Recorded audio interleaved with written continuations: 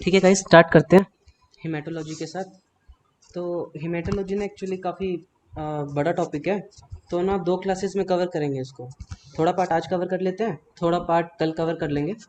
तो basically discuss क्या क्या करेंगे हम? Blood constituents, plasma proteins, RBC वाला पार्ट। आरबीसी वाले पार्ट में ना बेसिकली हम एरिथ्रोपोइसिस डिस्कस करेंगे, आरबीसी फॉर्मेशन कैसे होती है।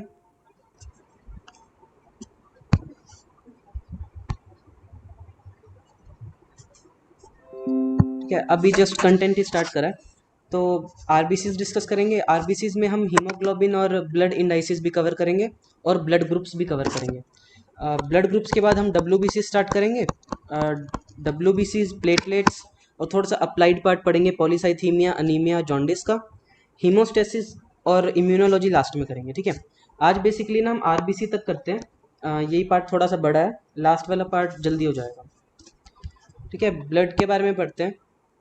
ब्लड, ये मैंने तुमको कल टोटल बॉडी वाटर वाले कंसेप्ट में बताया था। Blood 7 to 8% of total body weight होता है। ठीक है, टोटल बॉडी वेट यानी कि अगर आप देखोगे तो अप्रॉक्सीमेटली 70 kg को आप 7 या 8% से मल्टीप्लाई करोगे, it will come out to be about 5 litres और 5.5 लीटर्स। जिसका हमने डिवीजन करवाया ब्लड को, हम स्टडी करते हैं as 55% plasma and 45% formed elements. अभी फॉर्म्ड एलिमेंट्स में क्या क्या चीज़ें आती हैं? इसमें आते हैं इरिथ्रोसाइट्स या रेड ब्लड सेल्स, ल्यूकोसाइट्स या डब्ल्यूबीसीज एंड प्लेटलेट्स या थ्रोम्बोसाइट्स।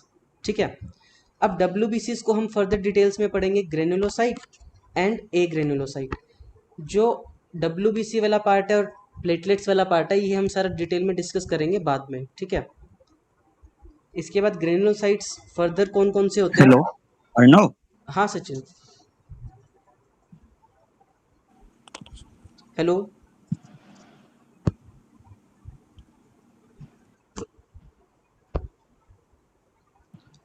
म्यूट था क्या इतनी देर से?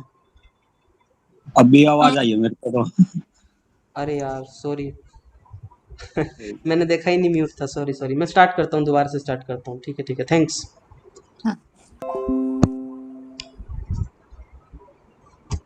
सी देखो, कंटेंट्स क्या क्या पढ़ेंगे हम। ब्लड की कॉन्स्टिट्यूएंट्स कि ब्लड में क्या क्या होता है, उसके बाद प्लाज्मा प्रोटीन्स, फिर हम डिटेल में डिस्कस करेंगे डब्ल्यूबीसी, आरबीसी और प्लेटलेट्स के बारे में। आरबीसी वाले सेक्शन में ना कुछ इंपॉर्टेंट चीज़ें हैं, जैसे कि हीमोग्लोबिन हो गया, ब्लड इंडाइसिस हो गए और ब्लड ग्रुप हो गया। ठीक है, इसके ऊपर क्वेश्चंस आते हैं एरिथ्रोपोइसिस के ऊपर कि आरबीसीज बनते कैसे हैं और उनके सारे फॉर्म्स के बारे में ये डिटेल में डिस्कस करेंगे, आरबीसी वाला पार्ट। ठीक है, हिमैट काफ़ी बड़ा सेक्शन है, तो बाकी वाले टॉपिक्स जो हैं डब्ल्यूबीसी, प्लेटलेट्स, जॉन्डिस, एनीमिया, ये सारा पार्ट हम बाद में डिस्कस कर, मतलब कल डिस्कस करेंगे। ठीक है, 2 लेक्चर्स रखते हैं इसके लिए, हिमैट के लिए। तो आज स्टार्ट करते हैं ब्लड के साथ। ठीक है, तो ब्लड क्या होता है? ब्लड, ये हमने कल डिस्कस करा था ना कि टोटल बॉडी वेट के 7 या 8% के इक्वल जो वेट होता है वो ब्लड कॉन्स्टिट्यूट करता है। यानी कि 70 kg को आप मल्टीप्लाई करोगे 7/100 से, तो ये अप्रॉक्सीमेटली आता है 5 लीटर या 5.5 लीटर्स के अराउंड। तो ये अपना ब्लड का वॉल्यूम होता है। ठीक है, इसके बाद जो ब्लड है, ब्लड को हम कैटेगराइज करते हैं as plasma and formed elements. Blood का 55% जो पोर्शन होता है वो प्लाज्मा होता है और 45% जो पोर्शन होता है वो फॉर्म्ड एलिमेंट्स होते हैं। अब जो प्लाज्मा है, प्लाज्मा 92% वाटर होता है। ठीक है, बाकी जो पार्ट जो बचता है प्लाज्मा का, that is the solutes and plasma proteins. Solutes क्या क्या होते हैं? जितने भी हमारे सॉलिड आयंस वगैरह वाला पार्ट होगा सारा प्लाज्मा में आता है। और बचा जो पार्ट है प्लाज्मा प्रोटीन्स, ये हम डिटेल में डिस्कस करेंगे थोड़ी देर में। फॉर्म्ड एलिमेंट्स में क्या क्या पार्ट आता है? जितने भी सेलुलर कॉम्पोजिशन होगा ब्लड का, वो सारा पार्ट हमारा फॉर्म्ड एलिमेंट्स में आता है। फॉर्म्ड एलिमेंट्स में हम क्या क्या चीज़ें डिस्कस करेंगे? RBC, WBC and platelets, that is erythrocytes, leukocytes and thrombocytes. डब्ल्यूबीसीज को हमने फर्दर क्लासीफाई करा हुआ है as granulocytes and agranulocytes. मतलब क्या है बेसिकली इनका? जैसे हमारे पास अगर ये कोई डब्ल्यूबीसी है, अगर इसके अंदर ग्रेन्यूल्स होंगे तो हम उसको ग्रेनुलोसाइट कहेंगे, अगर उसमें ग्रेन्यूल्स नहीं है तो हम उसको ए ग्रेनुलोसाइट कहेंगे। अब जो ग्रेनुलोसाइट्स हैं, ये फर्दर अलग अलग टाइप्स के होते हैं depending on their composition of granules. अगर उनके जो ग्रेन्यूल्स हैं वो एसिडिक स्टेन को पकड़ते हैं तो हम उनको कहते हैं इयोसिनोफिल्स। इयोसिनोफिल्स पिंक या रेड कलर के दिखते हैं क्योंकि वो एसिडिक डाई के साथ बाइंड करते हैं। बेसोफिल्स हमारे पास ब्लू या फिर पर्पलिश डाई होती है उसके साथ बाइंड करते हैं, तो इसलिए हम इनको कहते हैं बेसोफिल्स। ये बेसिक डाई को बाइंड करते हैं। और जो न्यूट्रोफिल्स होते हैं ये जो कोई भी कलर अटेन नहीं करते किसी भी डाई का, तो कलरलेस होते हैं, तो इसलिए हम इनको कहते हैं न्यूट्रोफिल्स। इसके बाद हमारे पास ए ग्रेनुलोसाइट्स आते हैं। ए ग्रेनुलोसाइट्स में हमारे पास ग्रेन्यूल्स नहीं होते। इसमें अपने पास दो बेसिक चीज़ें हम पढ़ेंगे, मोनोसाइट्स एंड लिम्फोसाइट्स। मोनोसाइट्स क्या होते हैं? ये हमारे पास ना मैक्रोफेजेस जैसे होते हैं, फेगोसाइट्स जैसे पार्ट होते हैं जो ब्लड के अंदर घूम रहा होता है। यही मोनोसाइट्स अगर टिश्यूज के अंदर चले जाए ना, उनको हम कहते हैं फिर मैक्रोफेज। अगर सर्कुलेशन के अंदर ये ए ग्रेनुलोसाइट्स घूम रहे हैं तो हम इनको कहेंगे मोनोसाइट्स। यही मोनोसाइट्स अगर टिश्यूज के अंदर डिपॉजिट हो जाए तो हम उनको कहते हैं मैक्रोफेजेस। एक और टाइप का ए ग्रेनुलोसाइट्स होते हैं लिम्फोसाइट्स। ये हम डिटेल में डिस्कस करेंगे इम्यूनोलॉजी में, ठीक है। इम्यूनोलॉजी में हम लिम्फोसाइट्स को डिटेल में डिस्कस करेंगे। इसमें बेसिकली हम ह्यूमोरल इम्यूनिटी पढ़ते हैं और सेल मेडिएटेड इम्यूनिटी पढ़ते हैं, टी सेल्स वाली और बी सेल्स वाली। ये वाला पार्ट हम इम्यूनोलॉजी में डिटेल में डिस्कस करेंगे, इसको छोड़ते हैं अभी। ए ग्रेनुलोसाइट्स और ग्रेनुलोसाइट्स भी हम डब्ल्यूबीसीज में डिटेल में डिस्कस करेंगे और प्लेटलेट्स भी डिटेल में डिस्कस करेंगे। आज बेसिकली हम क्या क्या डिस्कस करेंगे, एक तो प्लाज्मा प्रोटीन्स डिस्कस करेंगे, डब्ल्यूबीसीज डिस्कस, आरबीसीज डिस्कस करेंगे, और उससे रिलेटेड आरबीसी से रिलेटेड जो भी पार्ट होगा, एरिथ्रोसाइट सेडिमेंटेशन रेट, हिमेटोक्रिट वाला पार्ट, वो सारा डिस्कस करेंगे। तो एक टर्म आती है सीरम। 1 मार्क क्वेश्चन में ना एक डेफिनेशन पूछ लेते हैं इसका कि सीरम क्या होता है। तो प्लाज्मा में से ना अगर हम क्लोटिंग फैक्टर्स रिमूव कर दें, जो भी पार्ट बचेगा प्लाज्मा का उसको हम सीरम कहते हैं। अभी ये वाला प्रोसेस कैसे करते हैं, सीरम को बनाने वाला प्रोसेस कैसे करते हैं, देखो। अगर हमारे पास ना एक ये टेस्ट ट्यूब है, टेस्ट ट्यूब में ना हमने ब्लड लिया है। अब जो ये ब्लड है इसके अंदर सारी कॉम्पोजिशन है, प्लाज्मा के साथ साथ इसमें क्लोटिंग फैक्टर्स भी हैं, सारे आरबीसी डब्ल्यूबीसी हर चीज़ है।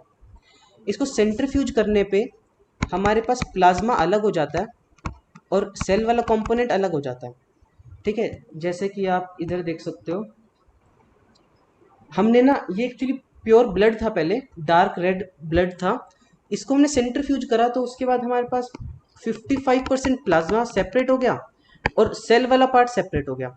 सेल वाले पार्ट में ना चीफ जो पार्ट होता है वो आरबीसीज बनाते हैं, क्योंकि आरबीसीज को आपको पता है मैक्सिमम अमाउंट होता है आरबीसीज का ब्लड में, अबाउट मिलियंस में होते हैं ये। बाकी जो प्लेटलेट्स हैं और डब्ल्यूबीसीज हैं ये कम ही हैं। तो ये बहुत छोटा सा कोट बनाते हैं जिसको हम कहते हैं बफी कोट। तो बफी कोट के ऊपर भी ना क्वेश्चन आता है कि बफी कोट किसको कहते हैं। तो बफी कोट कुछ भी नहीं होता, ये मार्जिन, प्लाज्मा और आरबीसी वाला जो पोर्शन होता है ना, इसके मार्जिन पे जो कोट हमको दिखता है उसको हम बफी कोट कहते हैं।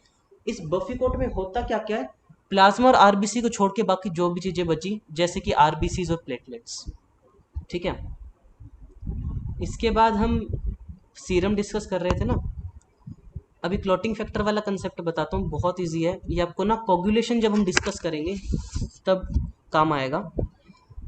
अब लेट कर लो, ये अपने पास टेस्ट ट्यूब है जिसके अंदर ब्लड है, हमने इसको सेंट्रीफ्यूज करा। सेंट्रीफ्यूज करने के बाद ये सेपरेट हो गया एज प्लाज्मा और आरबीसी, ठीक है। इसके बाद हमने ना ये वाला प्लाज्मा ले लिया अलग से, सिर्फ अपने पास अब प्लाज्मा है यहाँ पे, ठीक है। अब इसको हम प्लाज्मा क्यों कह रहे हैं, इसमें प्लाज्मा, अभी हम ना आगे प्लाज्मा प्रोटीन्स डिस्कस करेंगे, उसमें आपको पता चलेगा प्लाज्मा प्रोटीन्स के अंदर ना एक पार्ट होता है जिसको हम कहते हैं फाइब्रिनोजन। फाइब्रिनोजन क्या करता है, क्लोटिंग फैक्टर है, और भी क्लोटिंग फैक्टर्स होते हैं, बेसिकली फाइब्रिनोजन हम डिटेल में डिस्कस करेंगे। तो वो वाला पार्ट भी है अभी इस प्लाज्मा के अंदर। अब अगर हम इस वाले ब्लड को अलो कर दें क्लोट होने के लिए, क्लोटिंग वाला प्रोसेस मैं आपको डिटेल में बताऊंगा, और ये सारा प्रोसेस ना हम क्लोटिंग वाले प्रोसेस में दोबारा डिस्कस करेंगे ताकि आपको डिटेल में समझ आ जाए।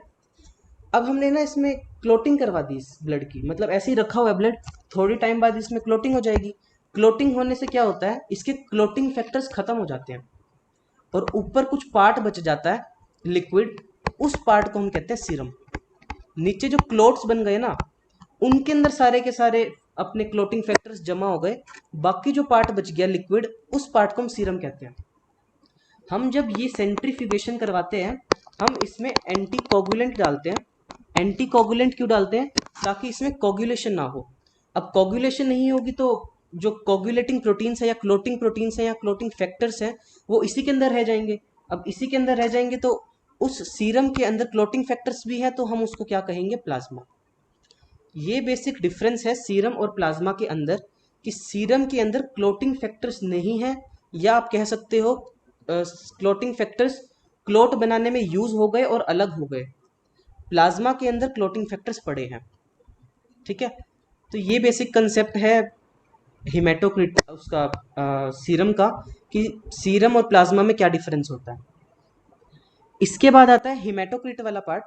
हिमेटोक्रिट ये वाला फॉर्मूला मैंने आपको टोटल बॉडी वाटर वाले पार्ट में भी बताया था, दोबारा डिस्कस करते हैं। हिमेटोक्रिट क्या होता है? हम जनरली कहते हैं ना, मतलब इसमें रिपोर्ट्स में, ब्लड रिपोर्ट्स में हिमेटोक्रिट कॉमनली लिखा होता है। ये नॉर्मली 45% होता है। बेसिकली है कुछ भी नहीं, जो आरबीसीज है ना, जो हमने ऊपर डिस्कस करा था, इस पूरे फॉर्म्ड एलिमेंट्स में most of the parts RBCs का होता है। क्योंकि हमने देखा था बफी कोट अपना सिर्फ 1% कॉन्स्टिट्यूट कर रहा था, नेग्लिजिबल होता है। हम हिमेटोक्रिट को अप्रोक्सीमेटली कह सकते हैं कि 45% होता है। तो टोटल जो ब्लड का वॉल्यूम है, उस वॉल्यूम में से जितना वॉल्यूम आरबीसीज ने कवर कर रखा है, उस पार्ट को हम हिमेटोक्रिट कहेंगे। तो अब हिमेटोक्रिट को फाइंड कैसे हम, अब हिमेटोक्रिट अगर अपने को दे रखा है तो हम उससे ब्लड वॉल्यूम पता कर सकते हैं। हमने टोटल बॉडी वाटर वाले चैप्टर में यही चीज पढ़ी थी कि ब्लड वॉल्यूम कैसे कैलकुलेट करेंगे अगर अपने को प्लाज्मा वॉल्यूम पता है। प्लाज्मा वॉल्यूम हम कैसे फाइंड कर सकते हैं? इंडिकेटर्स की हेल्प से। इंडिकेटर हम इसमें कौन सा यूज करते हैं प्लाज्मा वॉल्यूम वाले में? जो सिर्फ और सिर्फ ब्लड वेसल के अंदर रहेगा। ठीक है, तो अब ब्लड वॉल्यूम कैसे फाइंड करेंगे? ब्लड वॉल्यूम होगा क्या? जितना प्लाज्मा का वॉल्यूम है प्लस आरबीसी का वॉल्यूम। अब प्लाज्मा वॉल्यूम और आरबीसी के वॉल्यूम को हम ऐड कर देंगे तो वो ब्लड वॉल्यूम बन जाएगा। अब आरबीसी के वॉल्यूम को हम और क्या लिख सकते हैं? ब्लड वॉल्यूम का वो वाला पार्ट जो हिमेटोक्रिट है।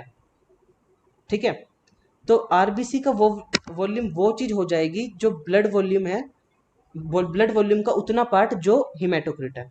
अब इस इक्वेशन को सॉल्व करते हो ना, इस वाले पार्ट को लेफ्ट हैंड साइड पे ले जाओगे तो आपके पास ये वाला फॉर्मूला आ जाता है कि ब्लड वॉल्यूम को हम और क्या लिख सकते हैं? Plasma divided by 1 minus haematocrit. तो ये पार्ट था हमारा हिमेटोक्रिट वाला। इसके बाद हमारे पास फंक्शंस आते हैं ब्लड के। ये बेसिकली बहुत आसान है, ये आपको अच्छे से पहले से भी आते होंगे। ब्लड आपको पता है गैसियस एक्सचेंज में हेल्प करता है, रेस्पिरेटरी फंक्शंस होते हैं, मेन ट्रांसपोर्ट मीडियम है। कोई भी सब्सटेंस है अपनी बॉडी का, उसको एक जगह से दूसरी जगह लेके जाना है, इसमें यही हेल्प करता है, ब्लड ही हेल्प करता है। जैसे हार्मोन्स हैं, कोई भी विटामिन्स हैं, न्यूट्रिएंट्स हैं, इवन ग्लूकोज है, कोई भी न्यूट्रिशन रिक्वायरमेंट्स है, एक्सक्रीटरी प्रोडक्ट्स है, सब ट्रांसपोर्ट में ब्लड ही हेल्प करेगा। इसके टेम्परेचर रेगुलेशन में भी हेल्प करता है ब्लड। अगर हमारी जो क्यूटेनियस ब्लड वेसल्स होती हैं, स्किन के अंदर जो ब्लड वेसल्स होती हैं, उनकी डायलेशन से और कॉन्ट्रैक्शन से ब्लड कंट्रोल होता है, ये टेम्परेचर कंट्रोल होता है। ये वाला पार्ट हम डिटेल में डिस्कस करेंगे सीएनएस के अंदर, सॉरी सीएनएस में हम डिस्कस करेंगे कि टेम्परेचर रेगुलेशन कैसे होता है और उसमें ब्लड वेसल्स का क्या रोल होता है और ब्लड का क्या रोल होता है। एक्सक्रीटरी फंक्शंस, जितना भी एक्सक्रीट वेस्ट प्रोडक्ट है, किडनी तक जो लेके जा रहा है, लिवर तक जो लेके जा रहा है, जीआईटी से जो लेके जा रहा है, वो सारा पार्ट भी ब्लड करता है। वाटर होम्योस्टेसिस में हमारे मतलब मोस्ट ऑफ द जो वाटर है, हमने देखा था 1/3 पार्ट अपना ईसीएफ में था, मतलब प्लाज्मा के अंदर था। इसके बाद एसिड बेस बैलेंस में भी बहुत हेल्प करता है। बेसिकली जो हीमोग्लोबिन है, ये हमारा one of the best buffer है उसके लिए, ब्लड के पीएच को कंट्रोल करने के लिए। ये हाइड्रोजन आइंस के साथ बाइंड करके पीएच को कम ज़्यादा करता है। ये पार्ट भी हम रीनल फिजियोलॉजी में डिटेल में डिस्कस करेंगे। इम्यूनिटी में, इसमें ब्लड में जो सेल्स होते हैं, सेल मेडिएटेड इम्यूनिटी और एंटीबॉडीज़ वाली ह्यूमोरल इम्यूनिटी, उसमें भी ब्लड का रोल होता है। बहुत सारे जो हार्मोन्स होते हैं, ये वाला पार्ट हम दोबारा डिस्कस करेंगे जब हम प्लाज्मा डिस्कस करेंगे। बेसिकली ब्लड में हम ना प्लाज्मा के फंक्शंस भी डिस्कस कर रहे हैं। प्लाज्मा के जो हम फंक्शंस आगे डिस्कस करेंगे, वो सारे फंक्शंस ब्लड के भी होंगे, क्योंकि ब्लड के अंदर ही होता है प्लाज्मा प्रोटीन्स। ठीक है, तो जो स्टोरेज वाले फंक्शंस है ना, ये वाला पार्ट मैं अभी आपको जस्ट 5 मिनट में दोबारा बताऊंगा जब हम प्लाज्मा प्रोटीन्स पढ़ेंगे। बॉडी कलर प्रोवाइड करता है रेड ब्लड, और न्यूट्रिटिव फंक्शन वही विटामिन मिनरल ग्लूकोज सारा ट्रांसपोर्ट ये करता है, न्यूट्रिशन यही प्रोवाइड करता है। और एक और पार्ट है ऑन्कोटिक प्रेशर वाला, ये भी अभी 2 मिनट में समझते हैं जब हम प्लाज्मा प्रोटीन्स करेंगे। ठीक है, तो आपको बेसिकली ना ब्लड के अगर फंक्शंस पूछे जाएंगे तो एटलीस्ट आपको 8 पॉइंट तो लिखने ही लिखने हैं। तो आप ये देख लो, बहुत ही आसान है। रेस्पिरेटरी फंक्शंस हैं, ट्रांसपोर्ट है, न्यूट्रिशन वाला पार्ट है, एक्सक्रीशन वाला पार्ट है, वाटर होम्योस्टेसिस है, टेम्परेचर कंट्रोल है। ठीक है, तो बेसिकली ये है ब्लड का ओवरव्यू। हमने ब्लड में क्या क्या पढ़ा, इसके फंक्शंस और इसका कंपोजिशन। ठीक है, इसके बाद डिस्कस करते हैं डिटेल में प्लाज्मा प्रोटीन्स। अब प्लाज्मा 55% प्लाज्मा था, उसमें भी मोस्ट ऑफ द पार्ट जो होता है प्लाज्मा का वो वाटर कवर करता है। बहुत ही कम परसेंटेज होता है, अबाउट 7 to 8% जो पार्ट होता है प्लाज्मा का, वो हमारे पास प्लाज्मा प्रोटीन्स होते हैं। अब प्लाज्मा प्रोटीन्स ना बेसिकली 3 टाइप के होते हैं, एल्ब्यूमिन, ग्लोब्युलिन एंड फाइब्रिनोजन। इनका कॉम्पोजिशन, इनका जो भी मॉलिक्यूलर वेट है, जो इनका पार्ट, जितना पार्ट ये कॉन्स्टिट्यूट करते हैं प्रोटीन्स के अंदर, ये सारा पार्ट आप डिटेल में ना बायोकेमिस्ट्री में डिटेल में पढ़ोगे, तो मैं रिपीट ना हो और आपका टाइम वेस्ट ना हो, इसलिए मैं यहाँ पे कवर नहीं कर रहा, और फिजियो में आपसे पूछते भी नहीं है। ठीक है, एल्ब्यूमिन, ग्लोब्युलिन्स एंड फाइब्रिनोजन, इनके छोटे मतलब बहुत माइन्यूट और मेजर फंक्शंस पढ़ते हैं। एल्ब्यूमिन का मेन काम क्या होता है, ऑन्कोटिक प्रेशर का, जो हमने अभी ब्लड में लास्ट पॉइंट पढ़ा था, ऑन्कोटिक प्रेशर को मेंटेन करना। ऑन्कोटिक प्रेशर क्या होता है, लेट कर लो ये आपकी ब्लड वेसल है, ब्लड वेसल, और ये आपका ईसीएफ है। ईसीएफ में इंटरस्टिशियल स्पेस, इंटरस्टिशियल स्पेस क्या होता है, जो सेल्स और ब्लड के बीच में प्रेजेंट होता है। ये सेल है आपके पास, ये ब्लड वेसल है। ठीक है, अब ब्लड वेसल्स के अंदर जो भी प्रेशर है, जिसको आप बीपी कहते हो, ब्लड प्रेशर कहते हो, वो प्रेशर मतलब कुछ ना कुछ एक पर्टिकुलर प्रेशर होता है ब्लड के अंदर। मतलब नॉर्मली 120/80 कहते हैं ना हम, mm of Hg। ठीक है, अब इसमें कुछ फोर्सेस होती है, जो कि यहाँ पर आपके पास फ्लूइड्स भी हैं, और आपके पास आरबीसीज भी हैं, और आपके पास प्रोटीन्स भी हैं। प्रोटीन्स बेसिकली हम एल्ब्यूमिन की बात कर रहे हैं, बहुत सारे अलग अलग होते हैं, हम अभी एल्ब्यूमिन का फंक्शन पढ़ रहे हैं, ऑन्कोटिक प्रेशर वाला। ठीक है, अब कुछ फोर्सेस होती हैं जो इस फ्लूइड को ब्लड वेसल से बाहर पुश करेंगी, और कुछ फोर्सेस होती हैं इस फ्लूइड को अंदर पुश करेंगी। ये वाला पार्ट हम डिटेल में डिस्कस करेंगे रीनल फिजियोलॉजी में दोबारा। ठीक है, कैसे फोर्सेस फ्लूइड्स को अंदर पुश करती हैं ब्लड वेसल के, और कौन सी फोर्सेस ब्लड वेसल के बाहर पुश करती हैं। उनमें से एक फोर्स होती है ऑन्कोटिक प्रेशर की। ऑन्कोटिक प्रेशर क्या होता है, वो प्रेशर जो इस फ्लूइड को ब्लड वेसल के अंदर ही रखेगा, मतलब कि बाहर नहीं जाने देगा, ये वाला प्रोसेस नहीं होने देगा, उस फ्लूइड को ब्लड वेसल के अंदर ही रखेगा। ये काम करता है एल्ब्यूमिन। एल्ब्यूमिन वो मेन फोर्स होती है जो कि उस फ्लूइड को ब्लड वेसल के अंदर ही रखती है। ठीक है, उस पार्ट को हम कहते हैं ऑस्मोटिक प्रेशर, या फिर ऑन्कोटिक प्रेशर भी कहते हैं। जनरली इसकी वैल्यू होती है 25 mm of Hg। वेरी करती रहती है, ये कैसे वेरी करती है ये भी हम रीनल फिजियोलॉजी में देखेंगे। Normally most of the places पे इसकी वैल्यू 25 mm of Hg होती है, मिलीमीटर्स ऑफ मरकरी। ठीक है, इसके बाद देखते हैं ग्लोब्युलिन्स। अच्छा एक और बात, एल्ब्यूमिन्स और फाइब्रिनोजन, ये दोनों लिवर प्रोड्यूस करता है। जितना भी प्रोटीन सिंथेसिस वाला फंक्शन होता है ना, मेनली हमारा लिवर ही करता है, और ये भी प्रोटीन्स हैं। बट ग्लोब्युलिन्स ये में भी पर्टिकुलरली जो गामा ग्लोब्युलिन्स होते हैं ना, इसके बिना अलग अलग टाइप्स होते हैं ग्लोब्युलिन्स के, alpha globulin, beta globulin, gamma globulin. इसमें जो गामा ग्लोब्युलिन वाला पार्ट होता है, जो हमको इम्यूनिटी प्रोवाइड करता है, जिसको हम इम्यूनोग्लोब्युलिन्स भी कहते हैं, जैसे IgG हो गया, IgM, ये बड़े सारे टाइप के होते हैं। इम्यूनिटी में हम इम्यूनोलॉजी में डिटेल में डिस्कस करेंगे। तो वो वाला पार्ट प्लाज्मा सेल्स या प्लाज्मा बी सेल्स सिक्रीट करते हैं, ये पार्ट लिवर नहीं बनाता। गामा ग्लोब्युलिन वाला पार्ट प्लाज्मा बी सेल्स बनाते हैं, लिवर नहीं बनाता। अब देखते हैं प्लाज्मा प्रोटीन्स के फंक्शंस। प्लाज्मा प्रोटीन्स के बहुत सारे फंक्शंस हैं। और यही पार्ट इंपॉर्टेंट है, ब्लड के फंक्शंस इतने इंपॉर्टेंट नहीं है। जितनी बार भी क्वेश्चन आया है पास्ट ईयर्स में, प्लाज्मा प्रोटीन्स के फंक्शन को लेकर ही पूछा हुआ है, और ये 10 ईयर्स में भी काफ़ी बार रिपीट हुआ है। तो ये इस पार्ट पे ना थोड़ा ध्यान दो, इसके चांसेस बहुत ज़्यादा आने के, प्लाज्मा प्रोटीन के फंक्शंस। ठीक है, सबसे पहला ऑस्मोटिक प्रेशर मेंटेनेंस कौन करवाएगा? एल्ब्यूमिन। इसके बाद विस्कोसिटी। विस्कोसिटी भी अभी हम डिटेल में डिस्कस करेंगे आज के लेक्चर में ही। विस्कोसिटी क्या होती है? ब्लड के फ्लो को जो चीज़ रोकती है ना, उस पार्ट को हम विस्कोसिटी कहते हैं। ये पार्ट डिटेल में डिस्कस करेंगे हम हीमोडायनामिक्स या फिर सीवीएस के अंदर, एंड माइट भी प्रेरणा करवाएगी ये आपको विस्कोसिटी डिटेल में डिस्कस। ठीक है, इसके बाद होता है इम्यूनिटी।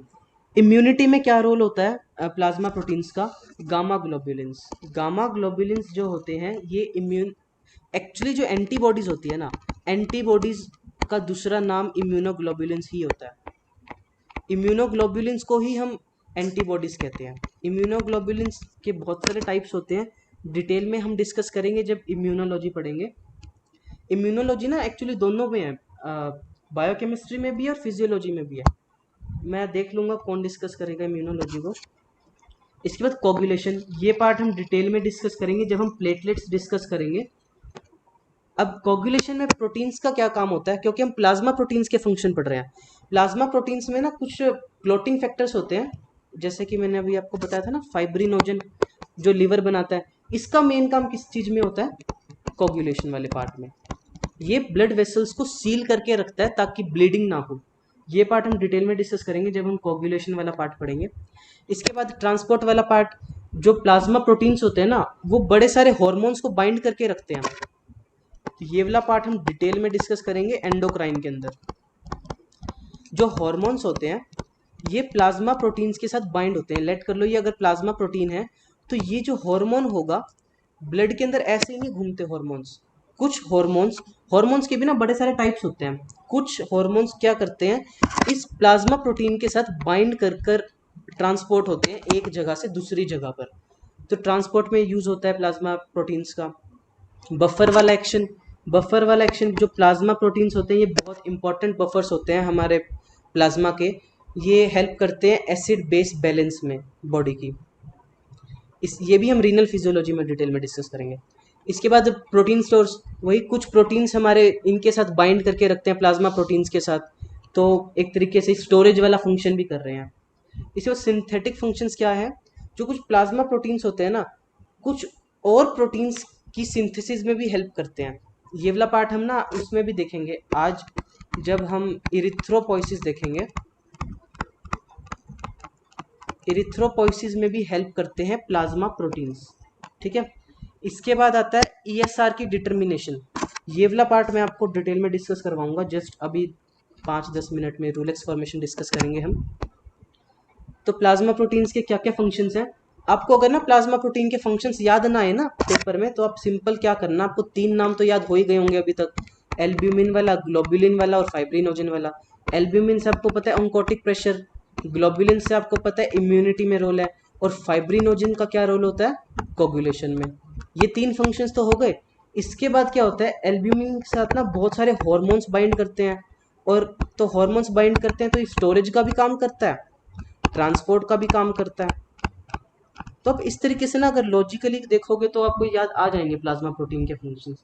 ये वाला क्वेश्चन मेनली 5 मार्क्स के अंदर ही आता है प्लाज्मा प्रोटीन के फंक्शंस का, तो इसमें भी आप डिटेल में आपको एटलीस्ट 8 पॉइंट्स तो लिखना। ठीक है, कि ऑन्कोटिक प्रेशर हो गया, विस्कोसिटी में भी हेल्प करता है एल्ब्यूमिन, और इम्यूनिटी में हेल्प कर रहे हैं गामा ग्लोबुलिन्स, कोगुलेशन में हेल्प करते हैं। ये पार्ट हम अभी डिटेल में डिस्कस करेंगे। कोगुलेशन में बहुत सारे ना प्लाज्मा के अंदर प्रोटीन्स होते हैं जो कि कोगुलेशन में हेल्प करते हैं, जैसे कि एक फाइब्रिनोजन है। इसके अलावा और भी हैं कुछ जो कोगुलेशन को प्रिवेंट करते हैं, वो पार्ट हम डिटेल में डिस्कस करेंगे। ये ट्रांसपोर्ट में हेल्प कर रहे हैं, स्टोरेज में हेल्प कर रहे हैं। बफर वाला एक्शन है, बफर वाला एक्शन हमने अभी ब्लड में भी पढ़ा था। ब्लड में कौन कर रहा था? हीमोग्लोबिन। यहाँ पे कौन कर रहा है? यहाँ पे और प्रोटीन्स होते हैं जो बफरिंग में हेल्प करते हैं। नेक्स्ट देखते हैं RBCs. RBCs red blood sales या इरिथ्रोसाइट्स कहते हैं इनको। इनके ना डायमेंशन, इनके ऊपर शॉर्ट नोट आ जाता है कभी कभी कि आरबीसीज के ऊपर शॉर्ट नोट लिखो। तो आरबीसीज की कैरेक्टरिस्टिक्स पढ़ते हैं कुछ। आरबीसीज को अगर आप ऊपर से देखोगे ना टॉप से तो कुछ सर्कुलर दिखेंगे आपको, जिसका डायामीटर होता है अबाउट 7 माइक्रोमीटर। ये चीज आपको नहीं भूलनी, ये बहुत इंपॉर्टेंट पॉइंट है कि इसका 7 माइक्रोमीटर का डायामीटर होता है। इसके बाद इसके अगर हम आप इसको लेटरल साइड से देखोगे तो आपको ये बाई कनकेव दिखेंगे। बाई कनकेव शेप होती है ये, मतलब बी सॉरी बाई कनकेव, हाँ by concave he, by concave, और इसकी मैक्सिमम थिकनेस होती है 2 माइक्रोमीटर। ये पॉइंट इतना इंपॉर्टेंट नहीं है, डायामीटर आपको एटलीस्ट याद रखना है। 7 माइक्रोमीटर होता है इसका डायामीटर और थिकनेस होती है इसकी 2 माइक्रोमीटर। नॉर्मल काउंट कितना होता है? अप्रोक्सीमेटली 5 मिलियन होते हैं ये मेल्स में पर mm³ ऑफ ब्लड, और 4.5 मिलियंस होते हैं फीमेल्स में पर mm³ of blood. Life span कितना होता है इसका? 120 डेज। इनमें न्यूक्लियस एब्सेंट होता है, माइटोकॉन्ड्रिया भी एब्सेंट होता है, और एंडोप्लाज्मिक रेटिकुलम भी एब्सेंट होता है। ये आप कुछ एक्स्ट्रा पॉइंट्स लिख सकते हो आरबीसीज में। फंक्शंस क्या होते हैं आरबीसी के? वही जो भी हीमोग्लोबिन वाले फंक्शंस होंगे ना, सारे के सारे वो वाले फंक्शन आ जाएंगे इसमें। और साथ में एक आ जाता है विस्कोसिटी वाला पार्ट। विस्कोसिटी ये भी हम डिस्कस करेंगे, हम ईएसआर अभी डिटेल में डिस्कस करेंगे, उसमें आपको विस्कोसिटी बताता हूँ मैं। इसके बाद एंटीजेंस होते हैं इनके ऊपर। ये एंटीजन वाला पार्ट हम ब्लड ग्रुप्स में डिस्कस करेंगे डिटेल में, ठीक है। फंक्शंस क्या क्या होते हैं आरबीसी के? एक तो ट्रांसपोर्ट में हेल्प करता है गैसेस की, oxygen transport, carbon dioxide transport, ये भी हम डिटेल में डिस्कस करेंगे रेस्पिरेटरी फिजियोलॉजी में। विस्कोसिटी वाला पार्ट मैं अभी डिस्कस करता हूँ। अब एक टर्म होती है ईएसआर। ईएसआर क्या होता है? इरिथ्रोसाइट सेडिमेंटेशन रेट, यानी कि वो स्पीड जिस स्पीड के साथ आरबीसीज सेटल करते हैं, ठीक है। अगर अपने पास एक टेस्ट ट्यूब है, अगर हम इसमें ना ब्लड रखते हैं, इसके बाद हम इसको सेटल करने के लिए कुछ टाइम के लिए छोड़ देते हैं, तो क्या होता है? आरबीसी नीचे रह जाता है, ऊपर प्लाज्मा वाला पार्ट रह जाता है। तो जिस स्पीड के साथ आरबीसी सेटल कर रहे हैं उस स्पीड को हम ईएसआर कहते हैं। ये हम mm/r में मेजर करते हैं जनरली, ठीक है। अब कौन कौन से फैक्टर्स हैं जो ईएसआर को अफेक्ट करेंगे? मैंने ना इसको बहुत सिंप्लीफाई कर रखा है आपके लिए, आप इसको ना किसी और बुक में से मत पढ़ना, फैक्टर्स अफेक्टिंग ईएसआर, बहुत कंफ्यूजन होगी। ये बहुत सिंपल मेथड है ईएसआर को क्रैक करने के लिए। आपको बस एक मेजर फैक्टर क्या याद रखना है? रूलेक्स फॉर्मेशन। रूलेक्स फॉर्मेशन क्या होती है?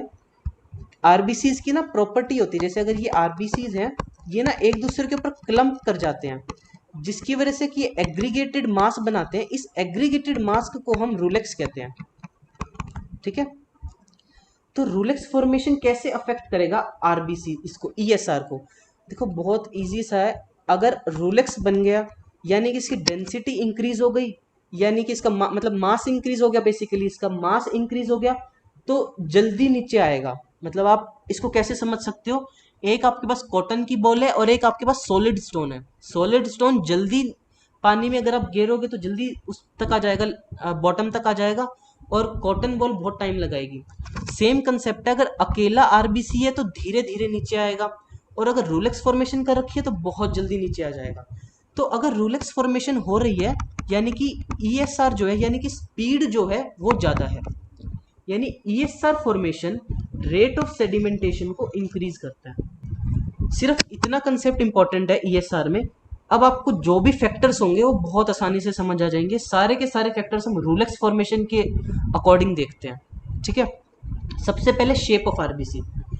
बाई कनकेव शेप जो होती है वो रूलेक्स फॉर्मेशन में हेल्प करती है। अगर रूलेक्स फॉर्मेशन में हेल्प करती है तो बाई कनकेव शेप ईएसआर को इंक्रीज करेगी। अब इसी का अपोजिट क्लिनिकल पॉइंट क्या है? Sickle cell anaemia. Sickle cell anaemia में जो सेल होता है उसकी बाइकनकेव शेप लॉस हो जाती है। अब बाइकनकेव शेप नहीं है तो रूलेक्स फॉर्मेशन नहीं होगा, रूलेक्स फॉर्मेशन नहीं है तो ईएसआर डिक्रीज। तो आपसे क्वेश्चन यही पूछते हैं कि सिक्कल सेल अनीमिया में ईएसआर इंक्रीज होगा या डिक्रीज? तो डिक्रीज होगा। इसी तरीके से हेरिडिटरी स्फीरोसाइटोसिस। हेरिडिटरी स्फीरोसाइटोसिस एक जेनेटिक कंडीशन है। इसमें क्या होता है, जो बाइकनकेव शेप है आरबीसी की, इसकी जगह सेल्स राउंडेड हो जाते हैं, स्फेरिकल हो जाते हैं, इसीलिए हम इनको स्फीरोसाइटोसिस कहते हैं। अब स्फेरिकल हो गए तो रोलेक्स फॉर्मेशन डिक्रीज हो जाएगी, रोलेक्स फॉर्मेशन डिक्रीज हो गई तो ईएसआर भी डिक्रीज हो जाएगा, ठीक है। दूसरा फैक्टर है फाइब्रिनोजन। फाइब्रिनोजन क्या करता है? फाइब्रिनोजन ना अब जैसे ये दो आरबीसीज हैं, आरबीसीज की मेम्ब्रेन पे ना कुछ चार्जेस होते हैं, तो अपोजिट सेम चार्जेस हैं तो एक दूसरे को रिपेल करेंगे तो रूलेक्स फॉर्मेशन नहीं होने देंगे। फाइब्रिनोजन क्या करता है, इनके ना चार्जेस को न्यूट्रलाइज कर देता है। अगर ये न्यूट्रलाइज हो जाएंगे तो इजीली अट्रैक्ट कर सकते हैं और रूलेक्स फॉर्मेशन बन सकता है। रूलेक्स फॉर्मेशन बन सकता है तो ईएसआर क्या होगा, इंक्रीज हो जाएगा। तो फाइब्रिनोजन क्या कर रहा है, फाइब्रिनोजन के इंक्रीज होने से जो चार्जेस हैं वो ज़्यादा न्यूट्रलाइज हो रहे हैं, ज़्यादा न्यूट्रलाइज हो रहे हैं तो रूलेक्स फॉर्मेशन आसानी से बन रहा है, और रूलेक्स फॉर्मेशन आसानी से बन रहा है तो ईएसआर इंक्रीज हो जाएगा। तो इन शॉर्ट आप क्या कह सकते हो, फाइब्रिनोजन के इंक्रीज होने से ईएसआर इंक्रीज होता है। तो अब एक और इसका सिग्निफिकेंस होता है प्रेगनेंसी। ये वाला पार्ट हम रिप्रोडक्शन में दोबारा देखेंगे। प्रेगनेंसी में क्या होता है, ड्यूरिंग जब बेबीज मतलब इंट्रा यूट्राइन लाइफ में जो यूट्रस होता है, यूट्रस के अंदर ब्लीडिंग ना हो तो उस केस में फाइब्रिनोजन कंटेंट ज़्यादा प्रोड्यूस करती है फीमेल। तो उस केस के कारण जो ईएसआर होता है फीमेल्स में ज़्यादा हो जाता है प्रेगनेंसी के टाइम पे। ये क्लिनिकल पॉइंट है कि फीमेल्स में तो वैसे भी ज़्यादा ही होता है ईएसआर, और प्रेगनेंसी में भी इंक्रीज हो जाता है ईएसआर। ठीक है, नेक्स्ट कुछ अदर फैक्टर्स हैं रोलेक्स फॉर्मेशन के अलावा, जैसे कि टेम्परेचर। टेम्परेचर बहुत ही आसान पार्ट है। टेम्परेचर अगर इंक्रीज होगा तो विस्कोसिटी डिक्रीज हो जाएगी, विस्कोसिटी डिक्रीज हो जाएगी तो जो आरबीसीज हैं वो जल्दी तैर सकते हैं नीचे तक, इसलिए ईएसआर इंक्रीज हो जाता है टेम्परेचर के इंक्रीज होने से। ये आप डायरेक्टली कह सकते हो, मतलब आप समझ सकते हो कि टेम्परेचर इंक्रीज हो रहा है, मोशन इंक्रीज होगा, स्पीड इंक्रीज हो जाएगी। बट मेन रीजन क्या है, टेम्परेचर के इंक्रीज होने से विस्कोसिटी डिक्रीज हो जाती है जिसके कारण ईएसआर इंक्रीज हो जाता है। इसके बाद आता है globulins and collagen. Globulins and collagen क्या करते हैं, ये ईएसआर को इंक्रीज करते हैं। इसका मैकेनिज्म डिटेल में जानने की ज़रूरत नहीं है, इनफैक्ट मेरे को भी नहीं पता किस मैकेनिज्म से ये इंक्रीज करते हैं, बस आप याद कर सकते हो कि जो ग्लोबुलिन्स होते हैं ये ईएसआर को इंक्रीज करते हैं। इसके बाद ब्लड विस्कोसिटी वाला पार्ट। ब्लड विस्कोसिटी, जो चीज़ ब्लड की विस्कोसिटी को इंक्रीज करेगी तो आरबीसीज को टाइम लगेगा नीचे तक आने में, तो उनका ईएसआर कम हो जाएगा। तो इसमें दो चीज़ें होती है, अनीमिया और पॉलीसाइथीमिया। अब अनीमिया में क्या हो रहा है, अनीमिया में अपने पास आरबीसीज कम हो गए, आरबीसीज कम हो गए तो विस्कोसिटी कम हो गई, विस्कोसिटी कम हो गई तो ईएसआर बढ़ गया। जो बचे हुए आरबीसीज हैं वो जल्दी जल्दी नीचे आ जाएंगे। पॉलीसाइथीमिया क्या होता है, पॉलीसाइथीमिया कंडीशन के अंदर हमारे ब्लड में आरबीसीज इंक्रीज हो जाते हैं। आरबीसीज इंक्रीज हो गए तो ब्लड की विस्कोसिटी इंक्रीज हो गई, ब्लड की विस्कोसिटी इंक्रीज हो गई तो आरबीसीज को सेटल करने में टाइम लगता है। इसको आप और कैसे समझ सकते हो, लेट कर लो अपने पास ये दो टेस्ट ट्यूब्स हैं, इसमें कम आरबीसीज हैं, इसमें बहुत सारे आरबीसीज हैं। अब इस वाले टेस्ट ट्यूब में इस वाले आरबीसी को आने में कोई हिंड्रेंस ही नहीं है, कोई आसपास से कोई फोर्स ही नहीं है जो इसको पुश करेगी ऊपर की तरफ। इसमें क्या है, इसको नीचे आने के लिए पहले इसको नीचे जाना पड़ेगा, आपस में रिपल्शंस होती रहती हैं जिसके कारण इस वाले केस में ईएसआर कम हो जाता है, जबकि इस वाले केस में ईएसआर इंक्रीज हो जाता है। तो ये कंसेप्ट है अनीमिया का और पॉलीसाइथीमिया का। अब एक इम्पॉर्टेंट पॉइंट है, सारे जितने भी अनीमिया है सब में आरबीसीज कम हो रहे हैं तो ईएसआर इंक्रीज होगा, except sickle cell anaemia. Sickle cell anaemia वाला कंसेप्ट हमने डिस्कस करा था, क्योंकि सिकल सेल वाले जो आरबीसीज होते हैं वो बाइकनकेव नहीं होते तो रूलेक्स फॉर्मेशन नहीं कर पाते, जिसके कारण उस केस में ईएसआर डिक्रीज हो रहा है। जितने भी अनीमिया है सब में ईएसआर इंक्रीज होगा एक्सेप्ट सिकल सेल अनीमिया जिसमें ईएसआर डिक्रीज होगा। ठीक है, तो ये फैक्टर्स है रूलेक्स ईएसआर को जो अफेक्ट करते हैं। एक तो शेप ऑफ आरबीसी, एक फाइब्रिनोजन, एक टेम्परेचर, एक विस्कोसिटी और एक ग्लोबुलिन एंड कोलाजन। मतलब 5 मेन फैक्टर्स हैं, shape of RBC, fibrinogen content, globulin and collagen, temperature and viscosity. ठीक है, इसको आप कैसे समझ सकते हो, रोलेक्स फॉर्मेशन से। रोलेक्स फॉर्मेशन वाला पॉइंट याद करना, इससे आपको बहुत आसानी से समझ आ जाएगा। और अगर रट्टा मारने वाला पार्ट है तो आप इस छोटे से फॉर्मूले को लर्न कर सकते हो कि जो ईएसआर होता है वो हर चीज़ के डायरेक्टली प्रोपोर्शनल होता है एक्सेप्ट विस्कोसिटी। विस्कोसिटी के इंक्रीज होने से ईएसआर डिक्रीज होगा, बाकी किसी भी फैक्टर को आप इंक्रीज करो चाहे टेम्परेचर है, चाहे बाइकनकेव शेप है, चाहे फाइब्रिनोजन है, चाहे कोलाजन है, इसमें आप कोलाजन भी ऐड कर सकते हो। सभी फैक्टर्स ईएसआर को इंक्रीज करते हैं एक्सेप्ट विस्कोसिटी। विस्कोसिटी ईएसआर को डिक्रीज करेगा। इसके बाद नॉर्मल वैल्यूज क्या होती हैं ईएसआर की? हम ना ईएसआर को दो तरीके से मेजर करते हैं, दो मेथड्स होते हैं, एक होता है विंट्रोब मेथड, एक होता है वेस्टरग्रेन मेथड। अब इनमें क्या होता है वो सारा प्रैक्टिकल वाला पार्ट है, उसमें आपको जाने की ज़रूरत नहीं है। इसमें बस एक पॉइंट तो ये याद रख लो, फीमेल्स में ज़्यादा होता है ईएसआर, ठीक है, मेल्स में कम होता है, और इनकी वैल्यूज़ आपको रटनी पड़ेंगी। आपकी एक हेल्प कर देता हूँ बस कि जो विंट्रोब है ना, उसमें आप कैसे याद कर सकते हो, विंट्रोब में ओ आता है, वेस्टरग्रेन में ओ नहीं आता ना, तो जीरो वाली जो रेंज स्टार्ट हो रही है वो विंट्रोब के लिए है। जस्ट एक ट्रिक है छोटी सी, आपको याद करने में आसानी होगी। विंट्रोब की क्या वैल्यूज हैं, 0 से 9 और 0 से 20, मेल्स फीमेल्स रिस्पेक्टिवली। और एक और बात इंपॉर्टेंट है कि mm/r में वैल्यूज हैं ये सारी की सारी।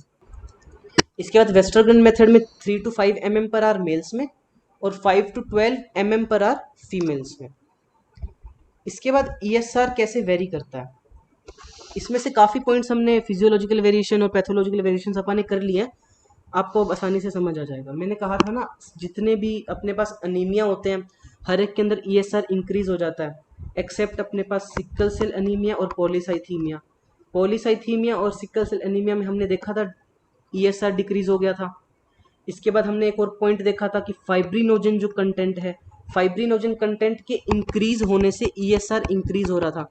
अगर हाइपोफाइब्रिनोजेनीमिया हो गया, यानी अगर कम हो गया फाइब्रिनोजन, तो ईएसआर डिक्रीज हो जाएगा। हेरिडिटरी स्फीरोसाइटोसिस वाला पॉइंट भी अपन ने डिस्कस करा था, और हाइपर विस्कोसिटी वाला पार्ट भी अपन ने डिस्कस करा था। तो ये पांचों पॉइंट अपन ने डिस्कस करे थे कि ईएसआर कैसे डिक्रीज हो रहा है, ठीक है। इसके बाद आ जाते हैं अपने पास increase in ESR. Increase in ESR क्या होता है, बस आप एक टर्म याद रखो, कोलेजन वाला। कोलेजन में अपन ने देखा था कोलेजन के इंक्रीज होने से ईएसआर इंक्रीज हो रहा था, तो इसमें भी कोलेजन, और ट्यूबरक्लोसिस में भी फाइब्रोसिस हो जाती है, कोलेजन डिपॉजिट हो जाता है। इन्फ्लामेशन जितना भी पार्ट होता है ना इन्फ्लामेशन वाला, हर एक में कोलेजन डिपोजिशन होने लगती है, लास्ट वाले पार्ट में फाइब्रोसिस होने लगती है। तो आप उससे याद कर सकते हो इन चीज़ों को कि कोलाजन इंक्रीज होने से ईएसआर इंक्रीज हो रहा है। कैंसर के केसेस में भी ईएसआर इंक्रीज होता है, ये देखा गया। इसके बाद आता है अपने पास अनीमियाज। जितने भी अनीमियाज होते हैं मैंने आपको अभी डिस्कस करा था, सब में ईएसआर इंक्रीज होता है, एक्सेप्ट अपने पास सिकल सेल वाला जो है पार्ट जो है, ठीक है। ये तो होगी अपने पास पैथोलॉजिकल वेरिएशन कि कौन कौन सी बीमारियों में ईएसआर इंक्रीज हो रहा है और डिक्रीज हो रहा है। ये पार्ट बेसिकली मैंने बहुत अपनी तरफ से बेस्ट ट्राई करा है कि आपको आसानी से हो जाएगा। तो इसमें रटने वाला पार्ट कुछ भी नहीं है, टोटल पार्ट इसमें समझने वाला है ईएसआर में, ठीक है। इसके बाद फिजियोलॉजिकल वेरिएशंस, प्रेगनेंसी में मैंने आपको बताया था ईएसआर इंक्रीज हो जाता है। इसके बाद आता है मेंस्ट्रुअल ब्लीडिंग। मेंस्ट्रुअल ब्लीडिंग में ईएसआर इंक्रीज हो जाता है। और ईएसआर, अच्छा, मेंस्ट्रुअल ब्लीडिंग में क्यों इंक्रीज होता है, क्योंकि ब्लीडिंग जैसे ही होती है ना, मतलब एक साइकिल कंप्लीट होती है फीमेल की, मंथली साइकिल जब कंप्लीट होती है, उसके बाद फाइब्रिनोजन कंटेंट इंक्रीज होने लगता है ताकि फर्दर ब्लीडिंग ना हो। तो उस फाइब्रिनोजन से हमने पढ़ा था ईएसआर इंक्रीज होता है, तो उस केस में ईएसआर इंक्रीज हो जाता है। इसके बाद पार्चुरेशन के टाइम पे ईएसआर इंक्रीज हो जाता है। फीमेल्स में ज़्यादा होता है, ये वाला पार्ट हमने डिस्कस करा था। न्यूबॉर्न इन्फेंट्स में ज़्यादा होता है ईएसआर, ये वाला पॉइंट आप रट सकते हो। तो ये फिजियोलॉजिकल वेरिएशन है। फिजियोलॉजी जब भी आएगी ना, ज़्यादातर हम जहाँ पे भी फिजियोलॉजिकल वेरिएशन आगे डिस्कस करेंगे, आरबीसीज में, डब्ल्यूबीसीज में, तीन चार चीज़ें इंपॉर्टेंट रखना, एक एज, एक जेंडर,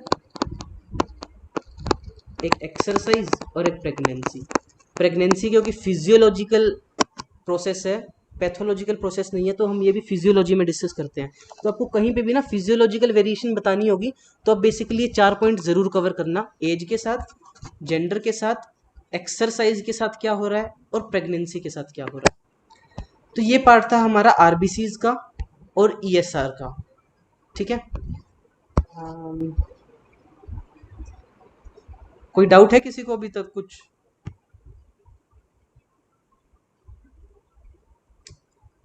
हाँ, नहीं। चलो ओके, ठीक है, कंटिन्यू करते हैं। नेक्स्ट पार्ट आता है अपने पास हीमोपोइसिस का। हीमोपोइसिस क्या होता है कि आरबीसीज बनते कैसे हैं, ये वाला पार्ट भी काफ़ी सिंपल है। देखो, जो भी चीज़ बनेगी सारी बोन मैरो में बनेगी, और बोन मैरो में भी ना जो भी चीज़ें बनती हैं सारी की सारी स्टेम सेल्स के थ्रू बनती हैं। अब स्टेम सेल्स को ना हमने फर्दर दो पार्ट्स में कैटेगराइज कर रखा है। एक पार्ट है माइलॉइड और एक पार्ट है लिम्फोइड। हमने स्टार्टिंग में जितने भी फॉर्म्ड एलिमेंट्स पढ़े हैं ना, चाहे वो WBC है, RBC है, प्लेटलेट्स हैं और क्या क्या था, मतलब जो भी पार्ट्स है सारे के सारे पार्ट्स माइलॉइड स्टेम सेल बनाता है, एक्सेप्ट WBC का एक पार्ट था ना अपने पास लिम्फोसाइट्स। लिम्फोसाइट्स को छोड़ के बाकी सारे के सारे सेल्स माइलॉइड स्टेम सेल बनाते हैं। अब माइलॉइड स्टेम सेल क्या क्या चीज़ें बनाएंगे? आरबीसीज, ग्रेनुलोसाइट्स, सारे के सारे मोनोसाइट्स यही बनाएंगे, सारे मेगा कैरोसाइट्स बेसिकली प्लेटलेट्स होते हैं, प्लेटलेट वाला पार्ट होता है, ठीक है।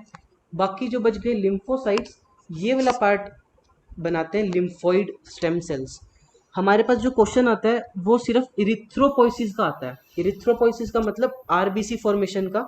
बाकी डब्ल्यूबीसी फॉर्मेशन वाला पार्ट और जो प्लेटलेट फॉर्मेशन वाला पार्ट है ना, उनमें भी 5-5 स्टेप्स ही हैं, बट अभी ना टाइम को देखते हुए करने की जरूरत नहीं है उसको, सिर्फ आरबीसी वाला पार्ट कर लो। अगर पूछेंगे तो यही पूछेंगे आपसे, जैसे इरिथ्रोइड स्टेम सेल्स हैं। अब इरिथ्रोपोइसिस डिटेल में डिस्कस करते हैं, तो आपको पॉइंट्स क्या लिखने हैं? सबसे पहले स्टेम सेल, स्टेम सेल से क्या बनेगा? Myeloid stem cell, myeloid stem cell से क्या बनता है? Erythroid stem cell, erythroid stem cell से स्टार्ट होता है प्रोनॉर्मोब्लास्ट, प्रोनॉर्मोब्लास्ट से बनता है अर्ली नॉर्मोब्लास्ट, अर्ली नॉर्मोब्लास्ट से बनता है लेट नॉर्मोब्लास्ट, लेट नॉर्मोब्लास्ट से रेटिकुलोसाइट बनेगा और रेटिकुलोसाइट से इरिथ्रोसाइट बनेगा। ये वाला पार्ट आई गेस बहुत इजी है, पहले प्रो है, फिर अर्ली है, फिर लेट है, इसके बाद रेटिकुलोसाइट और इरिथ्रोसाइट। इरिथ्रोसाइट या आरबीसी को हम नॉर्मोसाइट भी कहते हैं। अब इनको याद कैसे करोगे? स्टार्टिंग में ना ब्लास्ट वाले हैं सारे। ब्लास्ट का मतलब होता है ये प्रिकर्सर सेल्स है सारे के सारे, मतलब कि लेस डिफ्रेंशिएटेड है, इनसे आगे डिफ्रेंशिएट होके कोई और चीज बन रही है। जब साइट बन जाता है ना, साइट का मतलब होता है वो मैच्योर सेल है, ब्लास्ट का मतलब होता है इमैच्योर सेल है। स्टार्टिंग में क्या हो रहा है? इरिथ्रोइड स्टेम सेल से क्या बन रहे हैं? प्रोनॉर्मोब्लास्ट, प्रोनॉर्मोब्लास्ट से अर्ली नॉर्मोब्लास्ट, अर्ली से लेट, उसके बाद बनते हैं रेटिकुलोसाइट और इरिथ्रोसाइट। तो ये आपको प्रोसेस लिखना है बस, जब आपसे इरिथ्रोपोइसिस पूछेंगे, स्टेम सेल, फिर माइलॉइड स्टेम सेल, इरिथ्रोसाइट वाला पार्ट, सिर्फ ये चीज। बाकी हम मोनो इसका मेगा कैरियोसाइट वाला पार्ट जो प्लेटलेट्स का है, और ग्रेनुलोसाइट्स में जो आरबीसी वाला पार्ट है ना, मैं आपको टेबल इसकी दे दूंगा। रटने का फायदा नहीं है, अगर रट सकते बहुत अच्छी बात है, बट मेरे अकॉर्डिंग नहीं आएगा पेपर में, मतलब 10 ईयर्स में भी नहीं पूछा होगा। इसके बाद लास्ट पार्ट आता है रेगुलेशन ऑफ इरिथ्रोपोइसिस। इससे पहले ना इनके बारे में ना कुछ कैरेक्टरिस्टिक्स डिस्कस करते हैं, प्रो नॉर्मोब्लास्ट की, अर्ली नॉर्मोब्लास्ट की, लेट नॉर्मोब्लास्ट की, रेटिकुलोसाइट की और इन सब की। ये जो 5 जो मेन सेल्स हैं, 1 2 3 4 5, इन 5 सेल्स की ना डिटेल में एक बार डिस्कस करते हैं, सेल्स दिखते कैसे हैं। ये वाला पार्ट बहुत इंपॉर्टेंट है, हमको सर ने भी ना क्लास में बहुत डिटेल में करवाया था ये वाला पार्ट। तो इसमें ना टेबल याद कर लो, बहुत इजी है। सबसे पहले हम देखते हैं प्रोनॉर्मो न्यूक्लियस वाला पार्ट देखते हैं। न्यूक्लियस किस में प्रेजेंट होता है, किस में एब्सेंट होता है? एक पॉइंट याद रखना है बस आपको, रेटिकुलोसाइट स्टेज में न्यूक्लियस बाहर निकल जाता है। जब डेवलपमेंट हो रही होती है तो स्टार्टिंग में तो न्यूक्लियस प्रेजेंट ही होगा, धीरे धीरे, और ये आपको पता है कि आरबीसी में एब्सेंट होता है, तो धीरे धीरे क्या होता है स्टेजेस में, सेल का साइज डिक्रीज होता जाता है।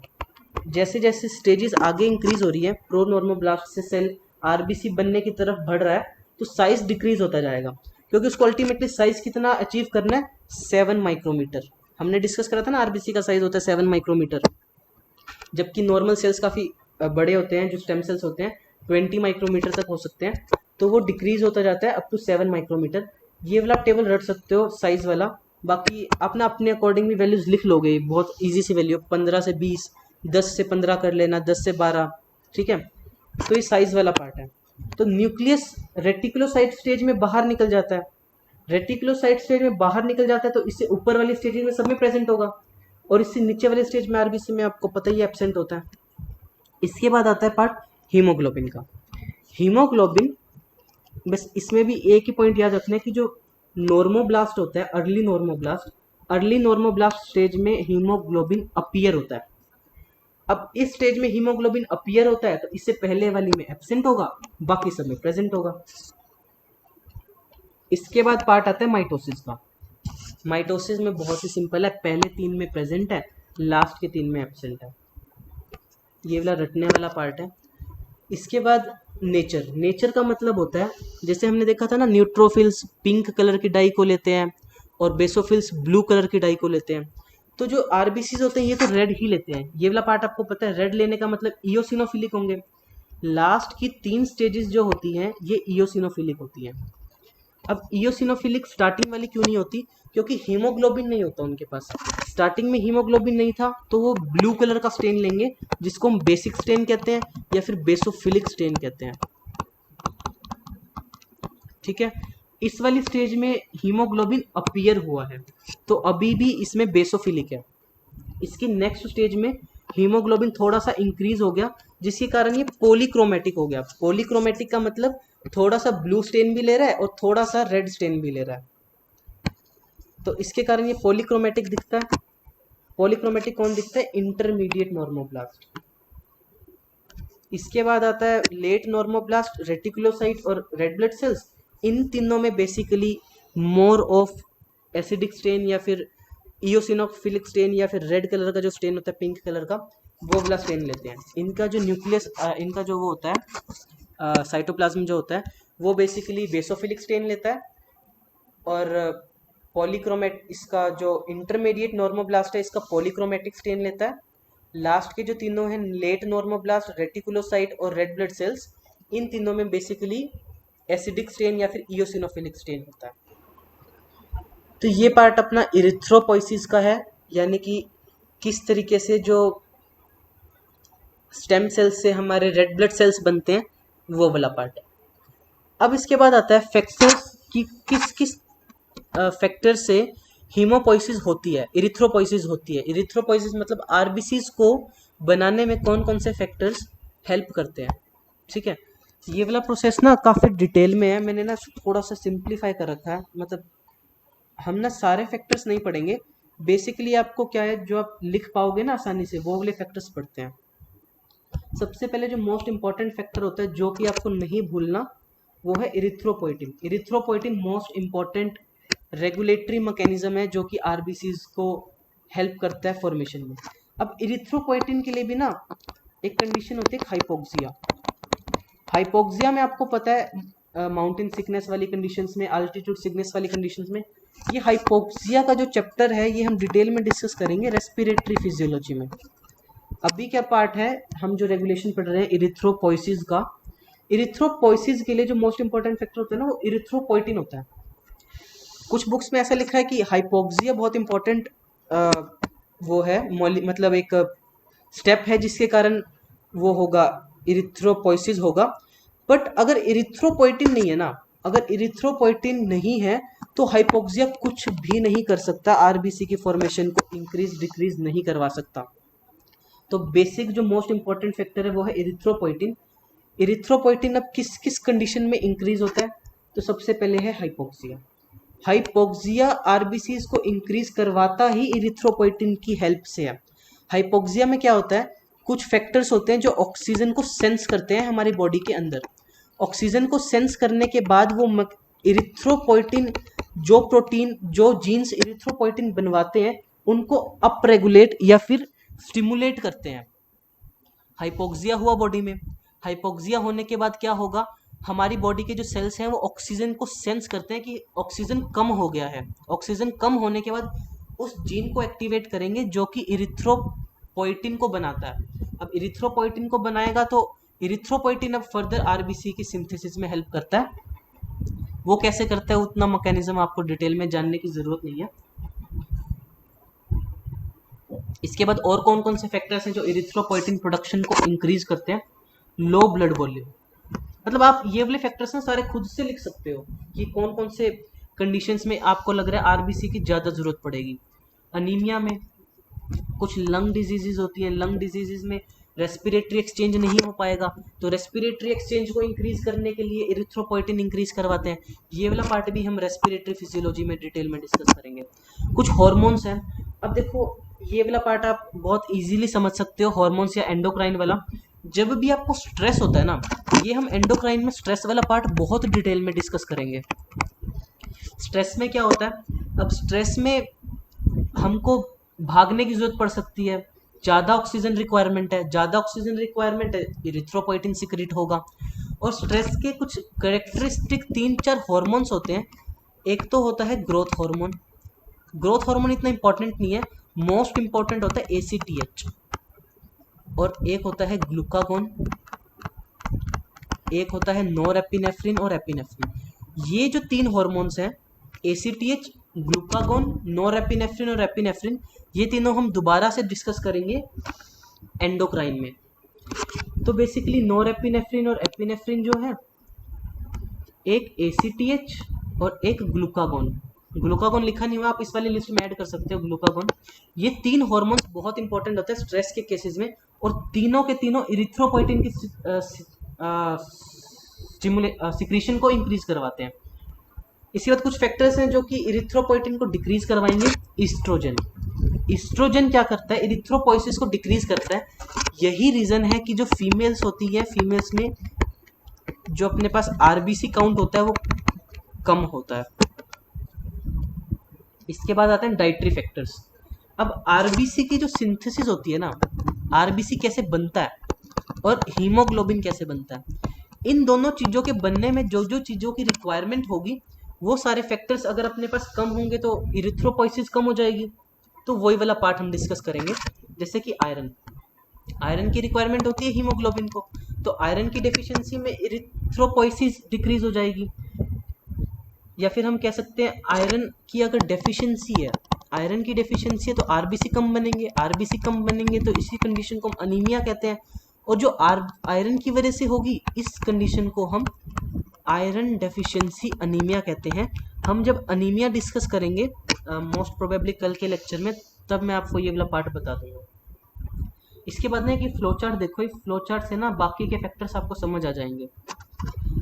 देखो जो डीएनए सिंथेसिस होती है ना, डीएनए सिंथेसिस के लिए कुछ मॉलिक्यूल्स की जरूरत होती है जिनको हम कहते हैं न्यूक्लियोटाइड्स। ये वाला पार्ट ना आप डिटेल में डिस्कस करोगे बायोकेमिस्ट्री में। अब न्यूक्लियोटाइड्स के बनने के लिए ना सारे न्यूक्लियोटाइड्स चाहिए, एडेनिन भी चाहिए, गुआनिन भी चाहिए, साइटोसिन, यूरेसिल, थायमिन, हर टाइप का अपने को न्यूक्लियोटाइड चाहिए। अब क्या होता है अपने पास, हमारी बॉडी ना DUMP तो बना लेती है, बट यानी कि ये वाला पार्ट बना लेती है, यू वाला। ये वाला पार्ट कैसे बनता है ये हम डिस्कस करते हैं अभी।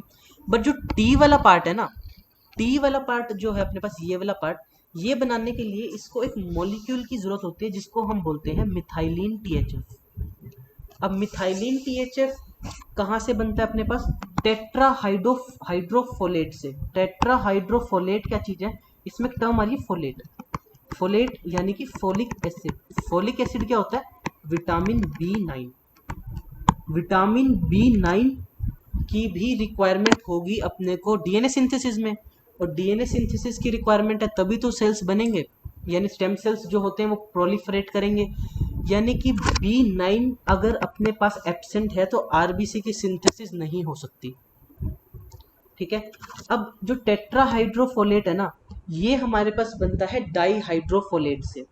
डाईहाइड्रोफोलेट से यानी कि उसमें 2 हाइड्रोजन है, टेट्राहाइड्रोफोलेट में अपने पास 2 हाइड्रोजन है, इस वाले पार्ट से बनता है। और कैसे बनता है, जो हम डाइट के अंदर फोलिक एसिड लेते हैं, विटामिन 9 लेते हैं, B9 लेते हैं, उस वाले पार्ट से भी हमारे पास ये टेट्राहाइड्रोफोलेट बनता है। ये डाइट्री फोलेट से THF बनाने के लिए अपने को विटामिन B12 की जरूरत पड़ती है।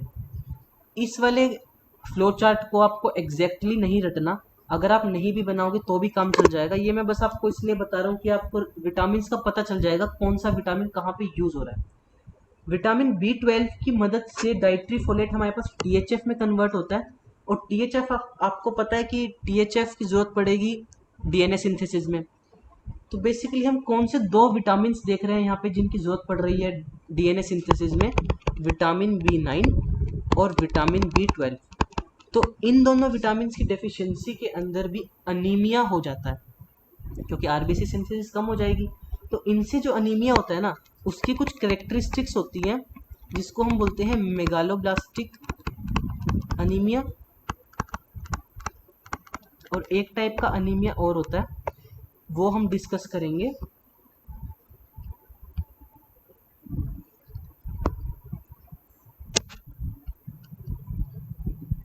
अनीमिया वाले चैप्टर में। जब हम डिस्कस करेंगे ना, तब डिस्कस करेंगे बाकी वाला पार्ट, ठीक है। तो अभी हमने क्या क्या देखा, आयरन की रिक्वायरमेंट देखी, विटामिन B9 की रिक्वायरमेंट देखी, और विटामिन B12 की रिक्वायरमेंट देखी। और कौन कौन से फैक्टर्स हैं, एक है विटामिन सी। अब विटामिन सी क्या करता है, विटामिन सी ये पार्ट आप बायोकेमिस्ट्री में डिटेल में पढ़ोगे, आयरन की एब्जॉर्प्शन में हेल्प करता है जीआईटी से। जो भी हमने आयरन लिया अपनी डाइट के अंदर, जो भी हमारा स्टमक वाला पार्ट है, उसके बाद जो इंटेस्टाइन वाला पार्ट है, इंटेस्टाइन से जो रीएब्जॉर्प्शन होती है आयरन की, उसमें विटामिन सी हेल्प करता है। तो विटामिन सी नहीं है तो आयरन नहीं होगा, आयरन नहीं है तो आरबीसी फॉर्मेशन नहीं होगी, तो विटामिन सी से भी अनीमिया हो सकता है। इसके बाद आते हैं copper and cobalt. Copper and cobalt help करते हैं हीमोग्लोबिन की फॉर्मेशन में, हीमोग्लोबिन की फॉर्मेशन में हेल्प करते हैं, तो ये भी पार्ट इंपॉर्टेंट हो गया अनीमिया को डिसाइड करने में। तो इनकी डेफिशिएंसी से भी अनीमिया हो सकता है। तो आपको कौन कौन से फैक्टर्स लिखने हैं जो आपकी हेल्प करते हैं इरिथ्रोपोइसिस में। एक तो मोस्ट इंपॉर्टेंट इरिथ्रोपोइटिन नहीं भूलोगे आप, आयरन नहीं भूलोगे, इसके बाद vitamin B9, B12, vitamin C, cobalt और कॉपर। इसके बाद एक आता है इंट्रिंसिक फैक्टर। इंट्रिंसिक फैक्टर क्या होता है, ये एक ना प्रोटीन जैसी एक चीज होती है जो कि हमारे ऑक्जेंटिक सेल्स बनाते हैं स्टमक के। जीआईटी में हम दोबारा डिटेल में डिस्कस करेंगे इस वाले पार्ट को। इंट्रिंसिक जो अपने पास फैक्टर होता है, ऑक्जेंटिक सेल्स बनाते हैं स्टमक के। अब जब ये इंट्रिंसिक सेल्स, जो इंट्रिंसिक फैक्टर होता है ना, इसका क्या काम होता है, जो हमने B12 विटामिन पढ़ा था उसकी एब्जॉर्प्शन में हेल्प कर रहा है। विटामिन सी किस में हेल्प कर रहा था, आयरन की एब्जॉर्प्शन में। इंट्रिंसिक फैक्टर किस में हेल्प करेगा, विटामिन B12 की एब्जॉर्प्शन में। अब विटामिन B12 की एब्जॉर्प्शन नहीं होगी तो विटामिन B12 की डेफिशिएंसी हो जाएगी, डेफिशिएंसी होगी तो अनीमिया होगा। और B12 से जो अनीमिया होता है ना, ये पार्ट मैंने अभी बताया था आपको, मेगेलोब्लास्टिक अनीमिया। और एक और अनीमिया होता है परनिशियस अनीमिया। ये दोनों अलग अलग होते हैं, मेगालोब्लास्टिक और परनिशियस अनीमिया, ये हम भी डिस्कस करेंगे अनीमिया जब डिस्कस करेंगे। इसके बाद एनवायरमेंटल फैक्टर मैंने आपको बताया था, हाइपोक्सिया। हाइपोक्सिया से इरिथ्रोपोइटिन प्रोडक्शन होती है, जिससे फिर आरबीसी प्रोडक्शन होती है। इसके बाद अपने पास कुछ ड्रग्स एंड केमिकल्स होते हैं, जैसे कि कैटेकोलामिन्स। कैटेकोलामिन्स में अगेन वही वाला पार्ट आता है, एपिनेफ्रिन नॉर एपिनेफ्रिन वाला। तो जो नॉर एपिनेफ्रिन और एपिनेफ्रिन है, ये भी मैंने आपको बताया था स्ट्रेस हार्मोन्स हैं और आरबीसी की फॉर्मेशन में हेल्प करते हैं। तो बेसिकली जो भी आरबीसी की फॉर्मेशन में हेल्प कर रहे हैं ना, आपको पॉइंट वाइज कैसे लिखना है, कुछ तो आप लिखोगे न्यूट्रिशनल फैक्टर्स जैसे iron, vitamin C, B9, B12, intrinsic factor, और क्या क्या लिखोगे। इसके बाद आप इरिथ्रोपोइटिन वाला पार्ट लिख सकते हो, हॉर्मोन्स वाला पार्ट लिख सकते हो, और एक पार्ट लिख सकते हो लास्ट एनवायरनमेंट का, हाइपोक्सिया वाला। सिर्फ ड्रग्स एंड केमिकल्स तो आप छोड़ भी सकते हो। तो बेसिकली इरिथ्रोपोइसिस में ना यही है, आपको ये वाला फ्लो चार्ट आना चाहिए। स्टेम सेल से माइलॉइड स्टेम सेल बनते हैं, किस तरीके से लास्ट तक इरिथ्रोसाइट बनेंगे। रेगुलेशन वाला पार्ट इंपॉर्टेंट है। रेगुलेशन वाला पार्ट जिस भी चैप्टर में है ना, वो आपको 100% पढ़कर जाना है। ये मोस्ट इंपॉर्टेंट पार्ट होता है फिजियोलॉजी में, रेगुलेशन वाला। रेगुलेशन वाला पार्ट आप अफोर्ड नहीं कर सकते भूलना, ठीक है। तो हीमोपोइसिस में बस यही है। इसके बाद हम थोड़ा बहुत हीमोग्लोबिन के बारे में देखते हैं। हीमोग्लोबिन कैसे सिंथेसिस होती है ना, ये वाला पार्ट भी आप बायोकेमिस्ट्री में डिटेल में पढ़ोगे, बट फिजियोलॉजी में ना आपको इतना डिटेल में नहीं पढ़ना। सिंपल से 5-6 स्टेप्स हैं, ये आपको याद रखना है। हीमोग्लोबिन सिंथेसिस में 2 सब्सटेंसेस की जरूरत पड़ती है, सक्सिनाइल कोएंजाइम ए और ग्लाइसिन। ये दोनों कंबाइन होते हैं in the presence of enzyme ALA synthase, और इनके लिए विटामिन की रिक्वायरमेंट पड़ती है, विटामिन B6। विटामिन B6 को हम पायरिडॉक्सिल फॉस्फेट कहते हैं। तो अगर विटामिन B6 की डेफिशिएंसी हो जाएगी तो हीमोग्लोबिन नहीं बनेगा। हीमोग्लोबिन नहीं बनेगा तो अगेन अनीमिया वाला पार्ट। तो आप उस लिस्ट में विटामिन B9 को भी, B6 को भी ऐड कर सकते हो। तो सक्सिनाइल कोएंजाइम और ग्लाइसिन मिलकर क्या बनाते हैं, alpha amino beta keto adipic acid. ये फर्दर दोबारा अल्फा सिंथेज एंजाइम के थ्रू, यहाँ सिंथेज आएगा, सिंथेज के थ्रू बनाते हैं ALA, delta amino levulinic acid.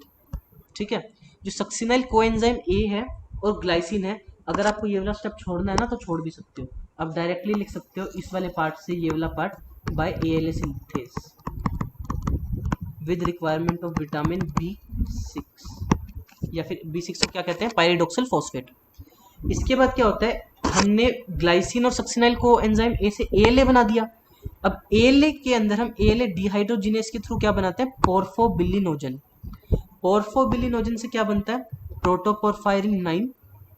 प्रोटोपोरफायरिन 9 से हम एक एंजाइम यूज करते हैं हीम सिंथेज, जिससे बनता है हीम। अब हीम के अंदर हम आयरन ऐड करेंगे, आयरन हम ऐड करते हैं प्रोटोपोरफायरिन 9 के अंदर, जिससे हीम बनता है। और हीम और ग्लोबिन ऐड अप होकर बनाते हैं हीमोग्लोबिन। ग्लोबिन कैसे बनेगा, अमीनो एसिड से, अमीनो एसिड से सिंथेसाइज होता है ग्लोबिन पार्ट। तो ये हीमोग्लोबिन की सिंथेसिस। इसमें आपको ना 5-6 स्टेप्स ही रटने हैं या फिर लिखने हैं। आप बायोकेमिस्ट्री में डिटेल में डिस्कस करेंगे इसको कि कैसे हीमोग्लोबिन सिंथेसिस होता है। ठीक है, उसमें हम उससे रिलेटेड डिसऑर्डर्स भी पढ़ेंगे, यहाँ पे उनकी इंपॉर्टेंस नहीं है फिजियोलॉजी में। ठीक है, फिजियोलॉजी के पेपर में आपसे कोई नहीं पूछेगा। तो एक बार रिवाइज कर लेते हैं इस वाले स्टेप को। सक्सिनाइल कोएंजाइम में और ग्लाइसिन से क्या बनता है, ALA। ALA से क्या बनेगा, पोर्फोबिलिनोजन। पोर्फोबिलिनोजन से प्रोटोपोरफायरिन 9। प्रोटोपोरफायरिन 9 में हम आयरन को ऐड करेंगे, जिससे बनता है हीम। हीम और ग्लोबिन मिलकर क्या बनाएंगे, हीमोग्लोबिन। अब जब हीमोग्लोबिन बन गया, हमारा सिंथेसिस वाला पार्ट कंप्लीट हो गया। अब जब इनकी डिग्रेडेशन होती है ना, जब हीमोग्लोबिन, जब या फिर RBC की डेथ होती है, या RBC की लाइसिस होती है इन द स्प्लीन और किसी लिम्फ नोड में या किसी भी लिम्फोइड ऑर्गन में, ये वाला पार्ट हम डिस्कस करेंगे इम्यूनोलॉजी में दोबारा। उससे क्या होता है, RBCs जब टूटते हैं तो हीम अलग हो जाता है और ग्लोबिन पार्ट अलग हो जाता है। ये वाला पार्ट डिस्कस करते हैं। तो अब हीम, ग्लोबिन क्या है, ग्लोबिन तो नॉर्मल है, प्रोटीन है, अमीनो एसिड्स बनाएगा टूटकर, और अमीनो एसिड्स वापस रीयूटिलाइज हो जाएंगे हमारी बॉडी में कहीं और, किसी और प्रोटीन को सिंथेसिस करने में। बचा हीम, ये वाला पार्ट इंपॉर्टेंट है। हीम क्या करता है, एक एंजाइम होता है, वो एंजाइम हीम को कन्वर्ट कर देता है इनटू द बिलीवर्डिन। ये एक ऑक्सीडेज एंजाइम होता है यहाँ पर, और इसकी एक खासियत होती है, ये वाला एंजाइम जो होता है ना, कार्बन मोनोऑक्साइड प्रोड्यूस करता है। ये वाला पार्ट बायोकेमिस्ट्री का है, इसको यहाँ पे डिस्कस नहीं करते, नॉर्मल बस आप इतना याद रखो, हीम से बिलीवर्डिन बनता है, बिलीवर्डिन से बिलीरुबिन बनता है, और बिलीरुबिन प्लाज्मा में होता है। ये सारा पार्ट RBC की जो लाइसिस हुई है स्प्लीन वगैरह में, उसके बाद जो भी प्रोडक्ट्स डिग्रेड होके प्लाज्मा में आ जाएंगे। ये वाला जो बिलीरुबिन होता है ना, इस बिलीरुबिन को हम अनकॉन्जुगेटेड बिलीरुबिन कहते हैं। अनकॉन्जुगेटेड बिलीरुबिन क्यों कहते हैं, क्योंकि ये फ्री पड़ा होता है प्लाज्मा के अंदर, इसके अंदर कोई और इसके साथ कुछ जुड़ा नहीं हुआ, और इस फ्री बिलीरुबिन को या तो ये फ्री है या ये प्लाज्मा प्रोटीन बाउंड होता है। प्लाज्मा प्रोटीन कौन सा, वही अगेन एल्ब्यूमिन, जो हमने स्टोरेज वाले फंक्शन में डिस्कस करा था, ट्रांसपोर्ट वाले फंक्शन में डिस्कस करा था ना, कि प्रोटीन, प्लाज्मा प्रोटीन्स के साथ कुछ सब्सटेंसेस होते हैं, वो ट्रांसपोर्ट होते हैं और स्टोर होते हैं। तो बिलीरुबिन भी एक पार्ट है। बिलीरुबिन जो पार्ट अभी प्लाज्मा में आया है ना डायरेक्ट हीम से टूटकर, वो अनकॉन्जुगेटेड होता है। अनकॉन्जुगेटेड को हम फ्री भी कहते हैं, और फ्री को हम प्लाज्मा प्रोटीन बाउंड भी कहते हैं। प्लाज्मा प्रोटीन बाउंड को आपको ये नहीं समझना प्लाज्मा प्रोटीन बाउंड अलग चीज है, फ्री वाला अलग चीज है। फ्री वाले जो बिलीरुबिन होता है ना, उसी को हम प्लाज्मा प्रोटीन बाउंड बिलीरुबिन भी कहते हैं। जो कॉन्जुगेटेड बिलीरुबिन होता है वो अलग चीज होती है, वो हम डिस्कस करेंगे। और एक और पार्ट जो ये क्या बोलते हैं इसको, अनकॉन्जुगेटेड बिलीरुबिन होता है ना, ये वाटर सोल्यूबल वाला पार्ट होता है। इसके बाद क्या होता है, प्लाज्मा में आने के बाद जो अनकॉन्जुगेटेड या फ्री बिलीरुबिन है, ये लीवर में जाएगा। लीवर में क्या होता है, लीवर में एक एंजाइम होता है जो बिलीरुबिन के साथ ना एक मॉलिक्यूल को अटैच कर देता है। उसके बाद ये बन जाता है कॉन्जुगेटेड बिलीरुबिन। वो मॉलिक्यूल क्या होता है, ग्लूक्यूरोनाइड। ग्लूक्यूरोनाइड एक मॉलिक्यूल होता है जो बिलीरुबिन के साथ चिपक जाता है और उसको चिपकाता कौन है, एक एंजाइम होता है। वो एंजाइम बिलीरुबिन के साथ ग्लूक्यूरोनाइड को चिपका देता है। इस पार्ट को हम कॉन्जुगेशन कहते हैं। और इस बिलीरुबिन को जिसके साथ ग्लूक्यूरोनाइड चिपका हुआ है उसको हम कहते हैं conjugated bilirubin. Conjugated bilirubin excrete हो जाता है बाइल के अंदर। अब लीवर के अंदर है तो लीवर से बाहर जाने का एक ही रास्ता है, बाइल। बाइल में जाएगा, बाइल में जाने के बाद, और ये वाला जो बिलीरुबिन होता है कॉन्जुगेटेड, ये वाटर सोल्यूबल होता है। जो अपने पास अनकॉन्जुगेटेड था ये वाटर इनसोल्यूबल था, ये हमने पहले डिस्कस करा था। अब बाइल के अंदर एक्सक्रीट हो गया तो बाइल से कहाँ पे जाएगा, जीआईटी में, क्योंकि बाइल अपने पास जीआईटी के अंदर सिक्रीट होता है, इंटेस्टाइन्स में सिक्रीट होता है, डोडेनम वाले पार्ट में। वहाँ पे कुछ पार्ट तो एब्जॉर्ब हो जाता है, यानी कि जीआईटी में आने के बाद, जैसे कि अपने पास ना ये स्टमक है, स्टमक के बाद ये अपने पास डोडेनम वाला पार्ट है और इंटेस्टाइन वाला पार्ट है। यहाँ से लीवर ने सिक्रीट करा, यहाँ पे आ गया अपने पास अब बाइल। बाइल जूस के अंदर अपने पास कॉन्जुगेटेड बिलीरुबिन है। कुछ पार्ट तो क्या होगा, फीसिस के थ्रू एक्सक्रीट हो जाएगा, कुछ यहाँ से एब्जॉर्ब हो जाएगा इनटू द ब्लड।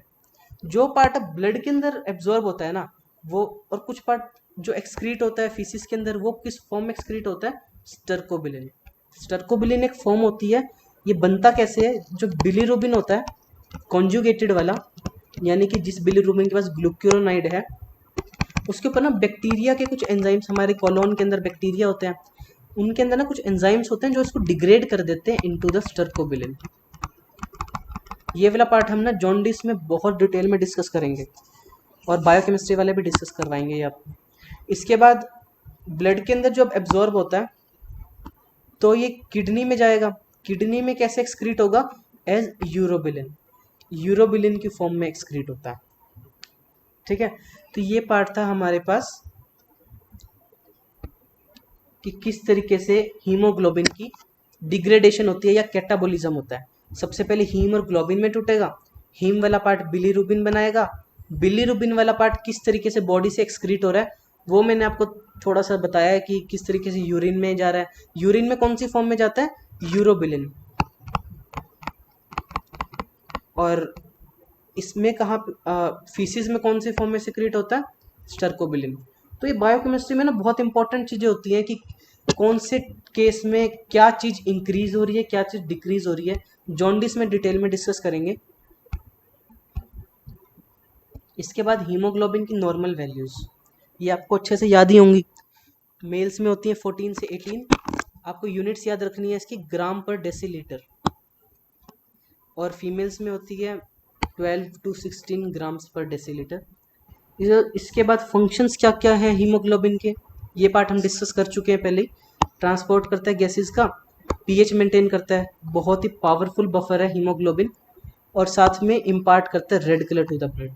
ज़्यादा इंपॉर्टेंट नहीं है इसके फंक्शंस, आप इसको ना इलेबोरेट कर सकते हो अगर आपसे पूछेंगे ना, तो ट्रांसपोर्ट ऑफ द गैसेस में एक पैराग्राफ लिखाना, पॉइंट वाइज लिखाना कि oxygen transport, carbon dioxide transport, वैसे कोई पूछता नहीं है हीमोग्लोबिन के फंक्शंस। इसके बाद आते हैं वेरिएशंस ऑफ द हीमोग्लोबिन कि फिजियोलॉजिकल क्या वेरिएशंस होती हैं, पैथोलॉजिकल क्या वेरिएशंस होती हैं। तो हम वो वेरिएशंस देखते हैं जिन कंडीशंस में हीमोग्लोबिन कम हो जाता है। कम किस में होगा, सबसे पहले तो वही जेंडर वाला पार्ट, वुमेन, वुमेन में कम होता है। दूसरा प्रेगनेंसी में कम हो जाता है। प्रेगनेंसी में क्यों कम होता है, ये हम रिप्रोडक्शन वाले चैप्टर में पढ़ेंगे कि प्रेगनेंसी में ना वुमेन का वेट इंक्रीज हो जाता है।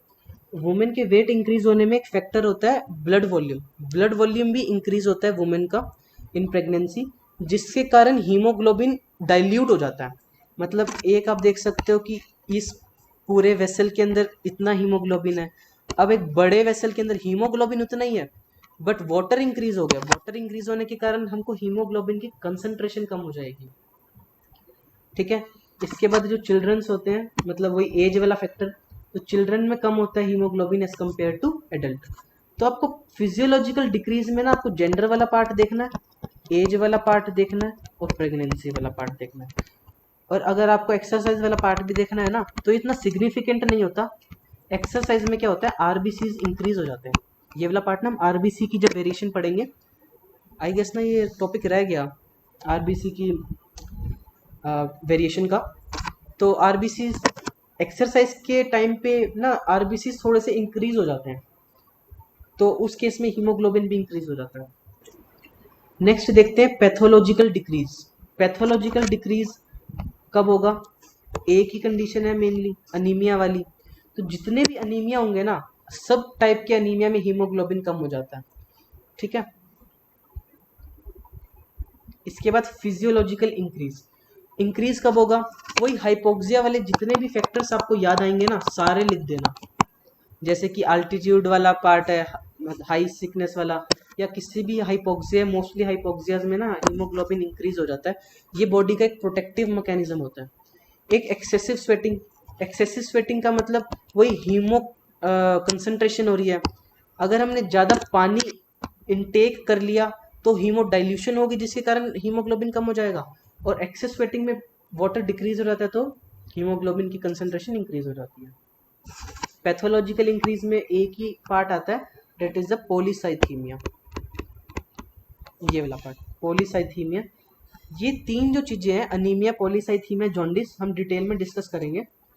आपको याद यही रखना है बस। डिक्रीज वाला पार्ट में ये 4 फैक्टर्स लिख देना, ये 3 फैक्टर्स लिख देना। पैथोलॉजिकल डिक्रीज में अनीमिया है, पैथोलॉजिकल इंक्रीज में पॉलीसाइथीमिया है।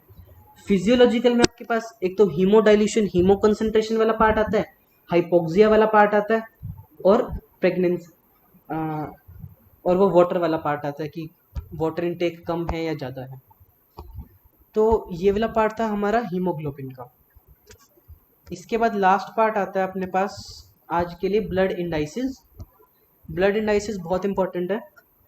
ये बहुत ही सिंप्लीफाई कर रखा है मैंने आपको, बहुत इजीली समझ आ जाएगा, ठीक है। 3 डिस्कस करेंगे हम, MCV, MCH और MCHC। MCV क्या होता है? मीन कॉर्पस्कुलर वॉल्यूम, मतलब सिर्फ एक आरबीसी का कितना वॉल्यूम है। एक आरबीसी तो बहुत छोटा होता है, तो इसके हम वॉल्यूम को ना फेम्टोलीटर्स में देखते हैं। ये स्मॉल एफ है, कैपिटल एफ नहीं होता, स्मॉल एफ से लिखते हैं हम फेम्टोलीटर। 1 फेम्टोलीटर में अबाउट 10⁻⁻15 लीटर्स होते हैं, ठीक है। तो एक आरबीसी का वॉल्यूम कैलकुलेट करना है, बहुत आसान है। कैसे कैलकुलेट करोगे? हमको सारे आरबीसी का वॉल्यूम पता है। सारे आरबीसी के वॉल्यूम को क्या कहते हैं? हिमेटोक्रिट, डिस्कस करा था हमने। और हमको सारे आरबीसी भी पता है कितने आरबीसी हैं। अगर हम सारे आरबीसी के वॉल्यूम को सारे आरबीसी के काउंट से डिवाइड कर दें, एक आरबीसी का वॉल्यूम आ जाएगा। कि हमारे पास अगर मतलब कितने 5 मिलियन होते हैं ना, 5 मिलियन आरबीसी का हमारा हिमेटोक्रिट 45% होता है या 0.45 होता है। तो एक आरबीसी का देखना है तो अपने को इससे डिवाइड कर देंगे हम 5 मिलियन को। तो एमसीवी का यही फॉर्मूला होता है, MCV is equals to haematocrit divided by RBC count. अब ना जो इसकी यूनिट्स होती है उसको मैच करने के लिए ना यहाँ पे एक फैक्टर 10 आ जाता है। 100 नहीं होता, ये याद रखना है आपको, 10 आता है। ये पॉइंट एक एक्स्ट्रा याद कर लो। तो एमसीवी का क्या फॉर्मूला बनता है? RB haematocrit divided by RBC count multiply by 10 in femtolitre. Normal values क्या होती हैं इसकी? 78 से 96 फेम्टोलीटर। ये वाला पार्ट कंप्लीटली रटने वाला है नॉर्मल वैल्यूज का, ठीक है। इसके बाद आता है एमसीएच। एमसीएच क्या होता है? मीन कॉर्पस्कुलर हीमोग्लोबिन, यानी एक आरबीसी के अंदर कितना हीमोग्लोबिन है।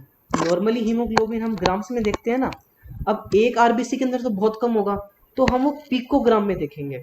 पिकोग्राम कितना होता है? 10⁻⁻12 ग्राम, ठीक है। तो पिकोग्राम में अब हमको सारे आरबीसी का हीमोग्लोबिन पता है, 5 मिलियन के अंदर 12 ग्राम होता है या फिर 15 ग्राम होता है। तो एक आरबीसी के अंदर क्या होगा? उसको आरबीसी काउंट से डिवाइड कर दो, वही सिंपल सा पार्ट है। एमसीएच क्या हो जाएगा? हीमोग्लोबिन टोटल कितना है अपने पास, डिवाइड कर देंगे आरबीसी काउंट के साथ। अगेन मल्टीप्लिकेशन फैक्टर 10 आता है यूनिट्स को बैलेंस करने के लिए। यूनिट्स को कैसे बैलेंस करते हैं वो पार्ट रहने दो, बहुत इजी है वैसे, मैं बता सकता हूँ, बट फायदा नहीं है उसको भी करने का क्योंकि कोई पूछेगा ही नहीं आपसे। इसके बाद नॉर्मल वैल्यूज क्या है एमसीएच की? 27 से 33 पिकोग्राम। ये पार्ट आपको रटने वाला है कि नॉर्मल वैल्यूज एमसीवी की होती है 78 से 96 फेम्टोलीटर, और MCH होता है पिकोग्राम में 27 से 33। इसके बाद लास्ट पार्ट है MCHC, mean corpuscular haemoglobin concentration. अब ये क्या चीज है? हमने देखा था MCV क्या था, एक आरबीसी का वॉल्यूम। MCH क्या था, एक आरबीसी के अंदर कितना हीमोग्लोबिन है। अब हम MCHC देख रहे हैं। MCHC क्या चीज है, एक आरबीसी के अंदर कितनी हीमोग्लोबिन की कंसंट्रेशन है, यानी कि हीमोग्लोबिन कितना ग्राम पर ml है। ठीक है, इसको कैसे देखेंगे, हीमोग्लोबिन ले लो, टोटल वॉल्यूम ले लो एक आरबीसी का, दोनों को डिवाइड कर दो। ठीक है, तो इफेक्टिव कंसंट्रेशन है, वहां पे हम अमाउंट देख रहे थे हीमोग्लोबिन का MCH में, अमाउंट यानी ग्राम में देख रहे थे। अब हम कंसंट्रेशन देख रहे हैं ग्राम पर ml या ग्राम पर डेसीलीटर में हम देखते हैं, ये इसकी स्टैंडर्ड यूनिट होती है ग्राम पर डेसीलीटर। तो कंसंट्रेशन देखनी है तो सिंपल दोनों को डिवाइड कर दो, एक आरबीसी के अंदर कितना हीमोग्लोबिन और कितना वॉल्यूम है। और ये हमने कैसे देखा था, MCH को MCV से डिवाइड कर दो। MCH में क्या आ रहा था, हीमोग्लोबिन बाय आरबीसी काउंट, इसमें क्या आ रहा था, हीमेटोक्रिट बाय आरबीसी काउंट। दोनों को डिवाइड करोगे आरबीसी आरबीसी कैंसिल हो जाएंगे, इसमें फॉर्मूला जाएगा आपके पास MCHC is equals to haemoglobin divided by haematocrit. इसमें ये याद रखना है मल्टीप्लिकेशन फैक्टर 100 होता है, 10 नहीं होता। वैल्यूज क्या होंगी इसकी नॉर्मल, 33 से 37 ग्राम पर डेसीलीटर। ग्राम पर डेसीलीटर को हम परसेंटेज से भी डिनोट करते हैं। कहीं पे भी आपको अगर कोई भी चीज की अगर यूनिट परसेंटेज में लिखी हुई है, उसका मतलब होता है ग्राम पर डेसीलीटर। तो ये तीन हमारे पास ब्लड इंडाइसिस हैं, MCV, MCH और MCHC। बहुत कॉमनली पूछते हैं पेपर्स में। नॉर्मल वैल्यूज इनकी इंपॉर्टेंट है, नॉर्मल वैल्यूज याद कर लेना। ठीक है, आज का सेशन यहीं पे कंप्लीट करते हैं। किसी को कोई डाउट है तो पूछ सकते हो, मेरे को आप व्हाट्सएप पे भी मैसेज कर सकते हो, ग्रुप पे भी, पर्सनली भी कर सकते हो अगर कोई डाउट आता है आपको। हिमैट में ना बेसिकली कंसेप्ट वाला पार्ट है, जनरल फिजियो में भी थोड़ा बहुत ही कंसेप्ट था बेसिकली, उसमें मोस्टली रटने वाला पार्ट था। इसमें आगे वाला पार्ट फिजियो में मोस्टली समझने वाला ही है, आपको इजीली कवर हो जाएगा। तो कंप्लीट करें सेशन। हाँ। ओके, ठीक है।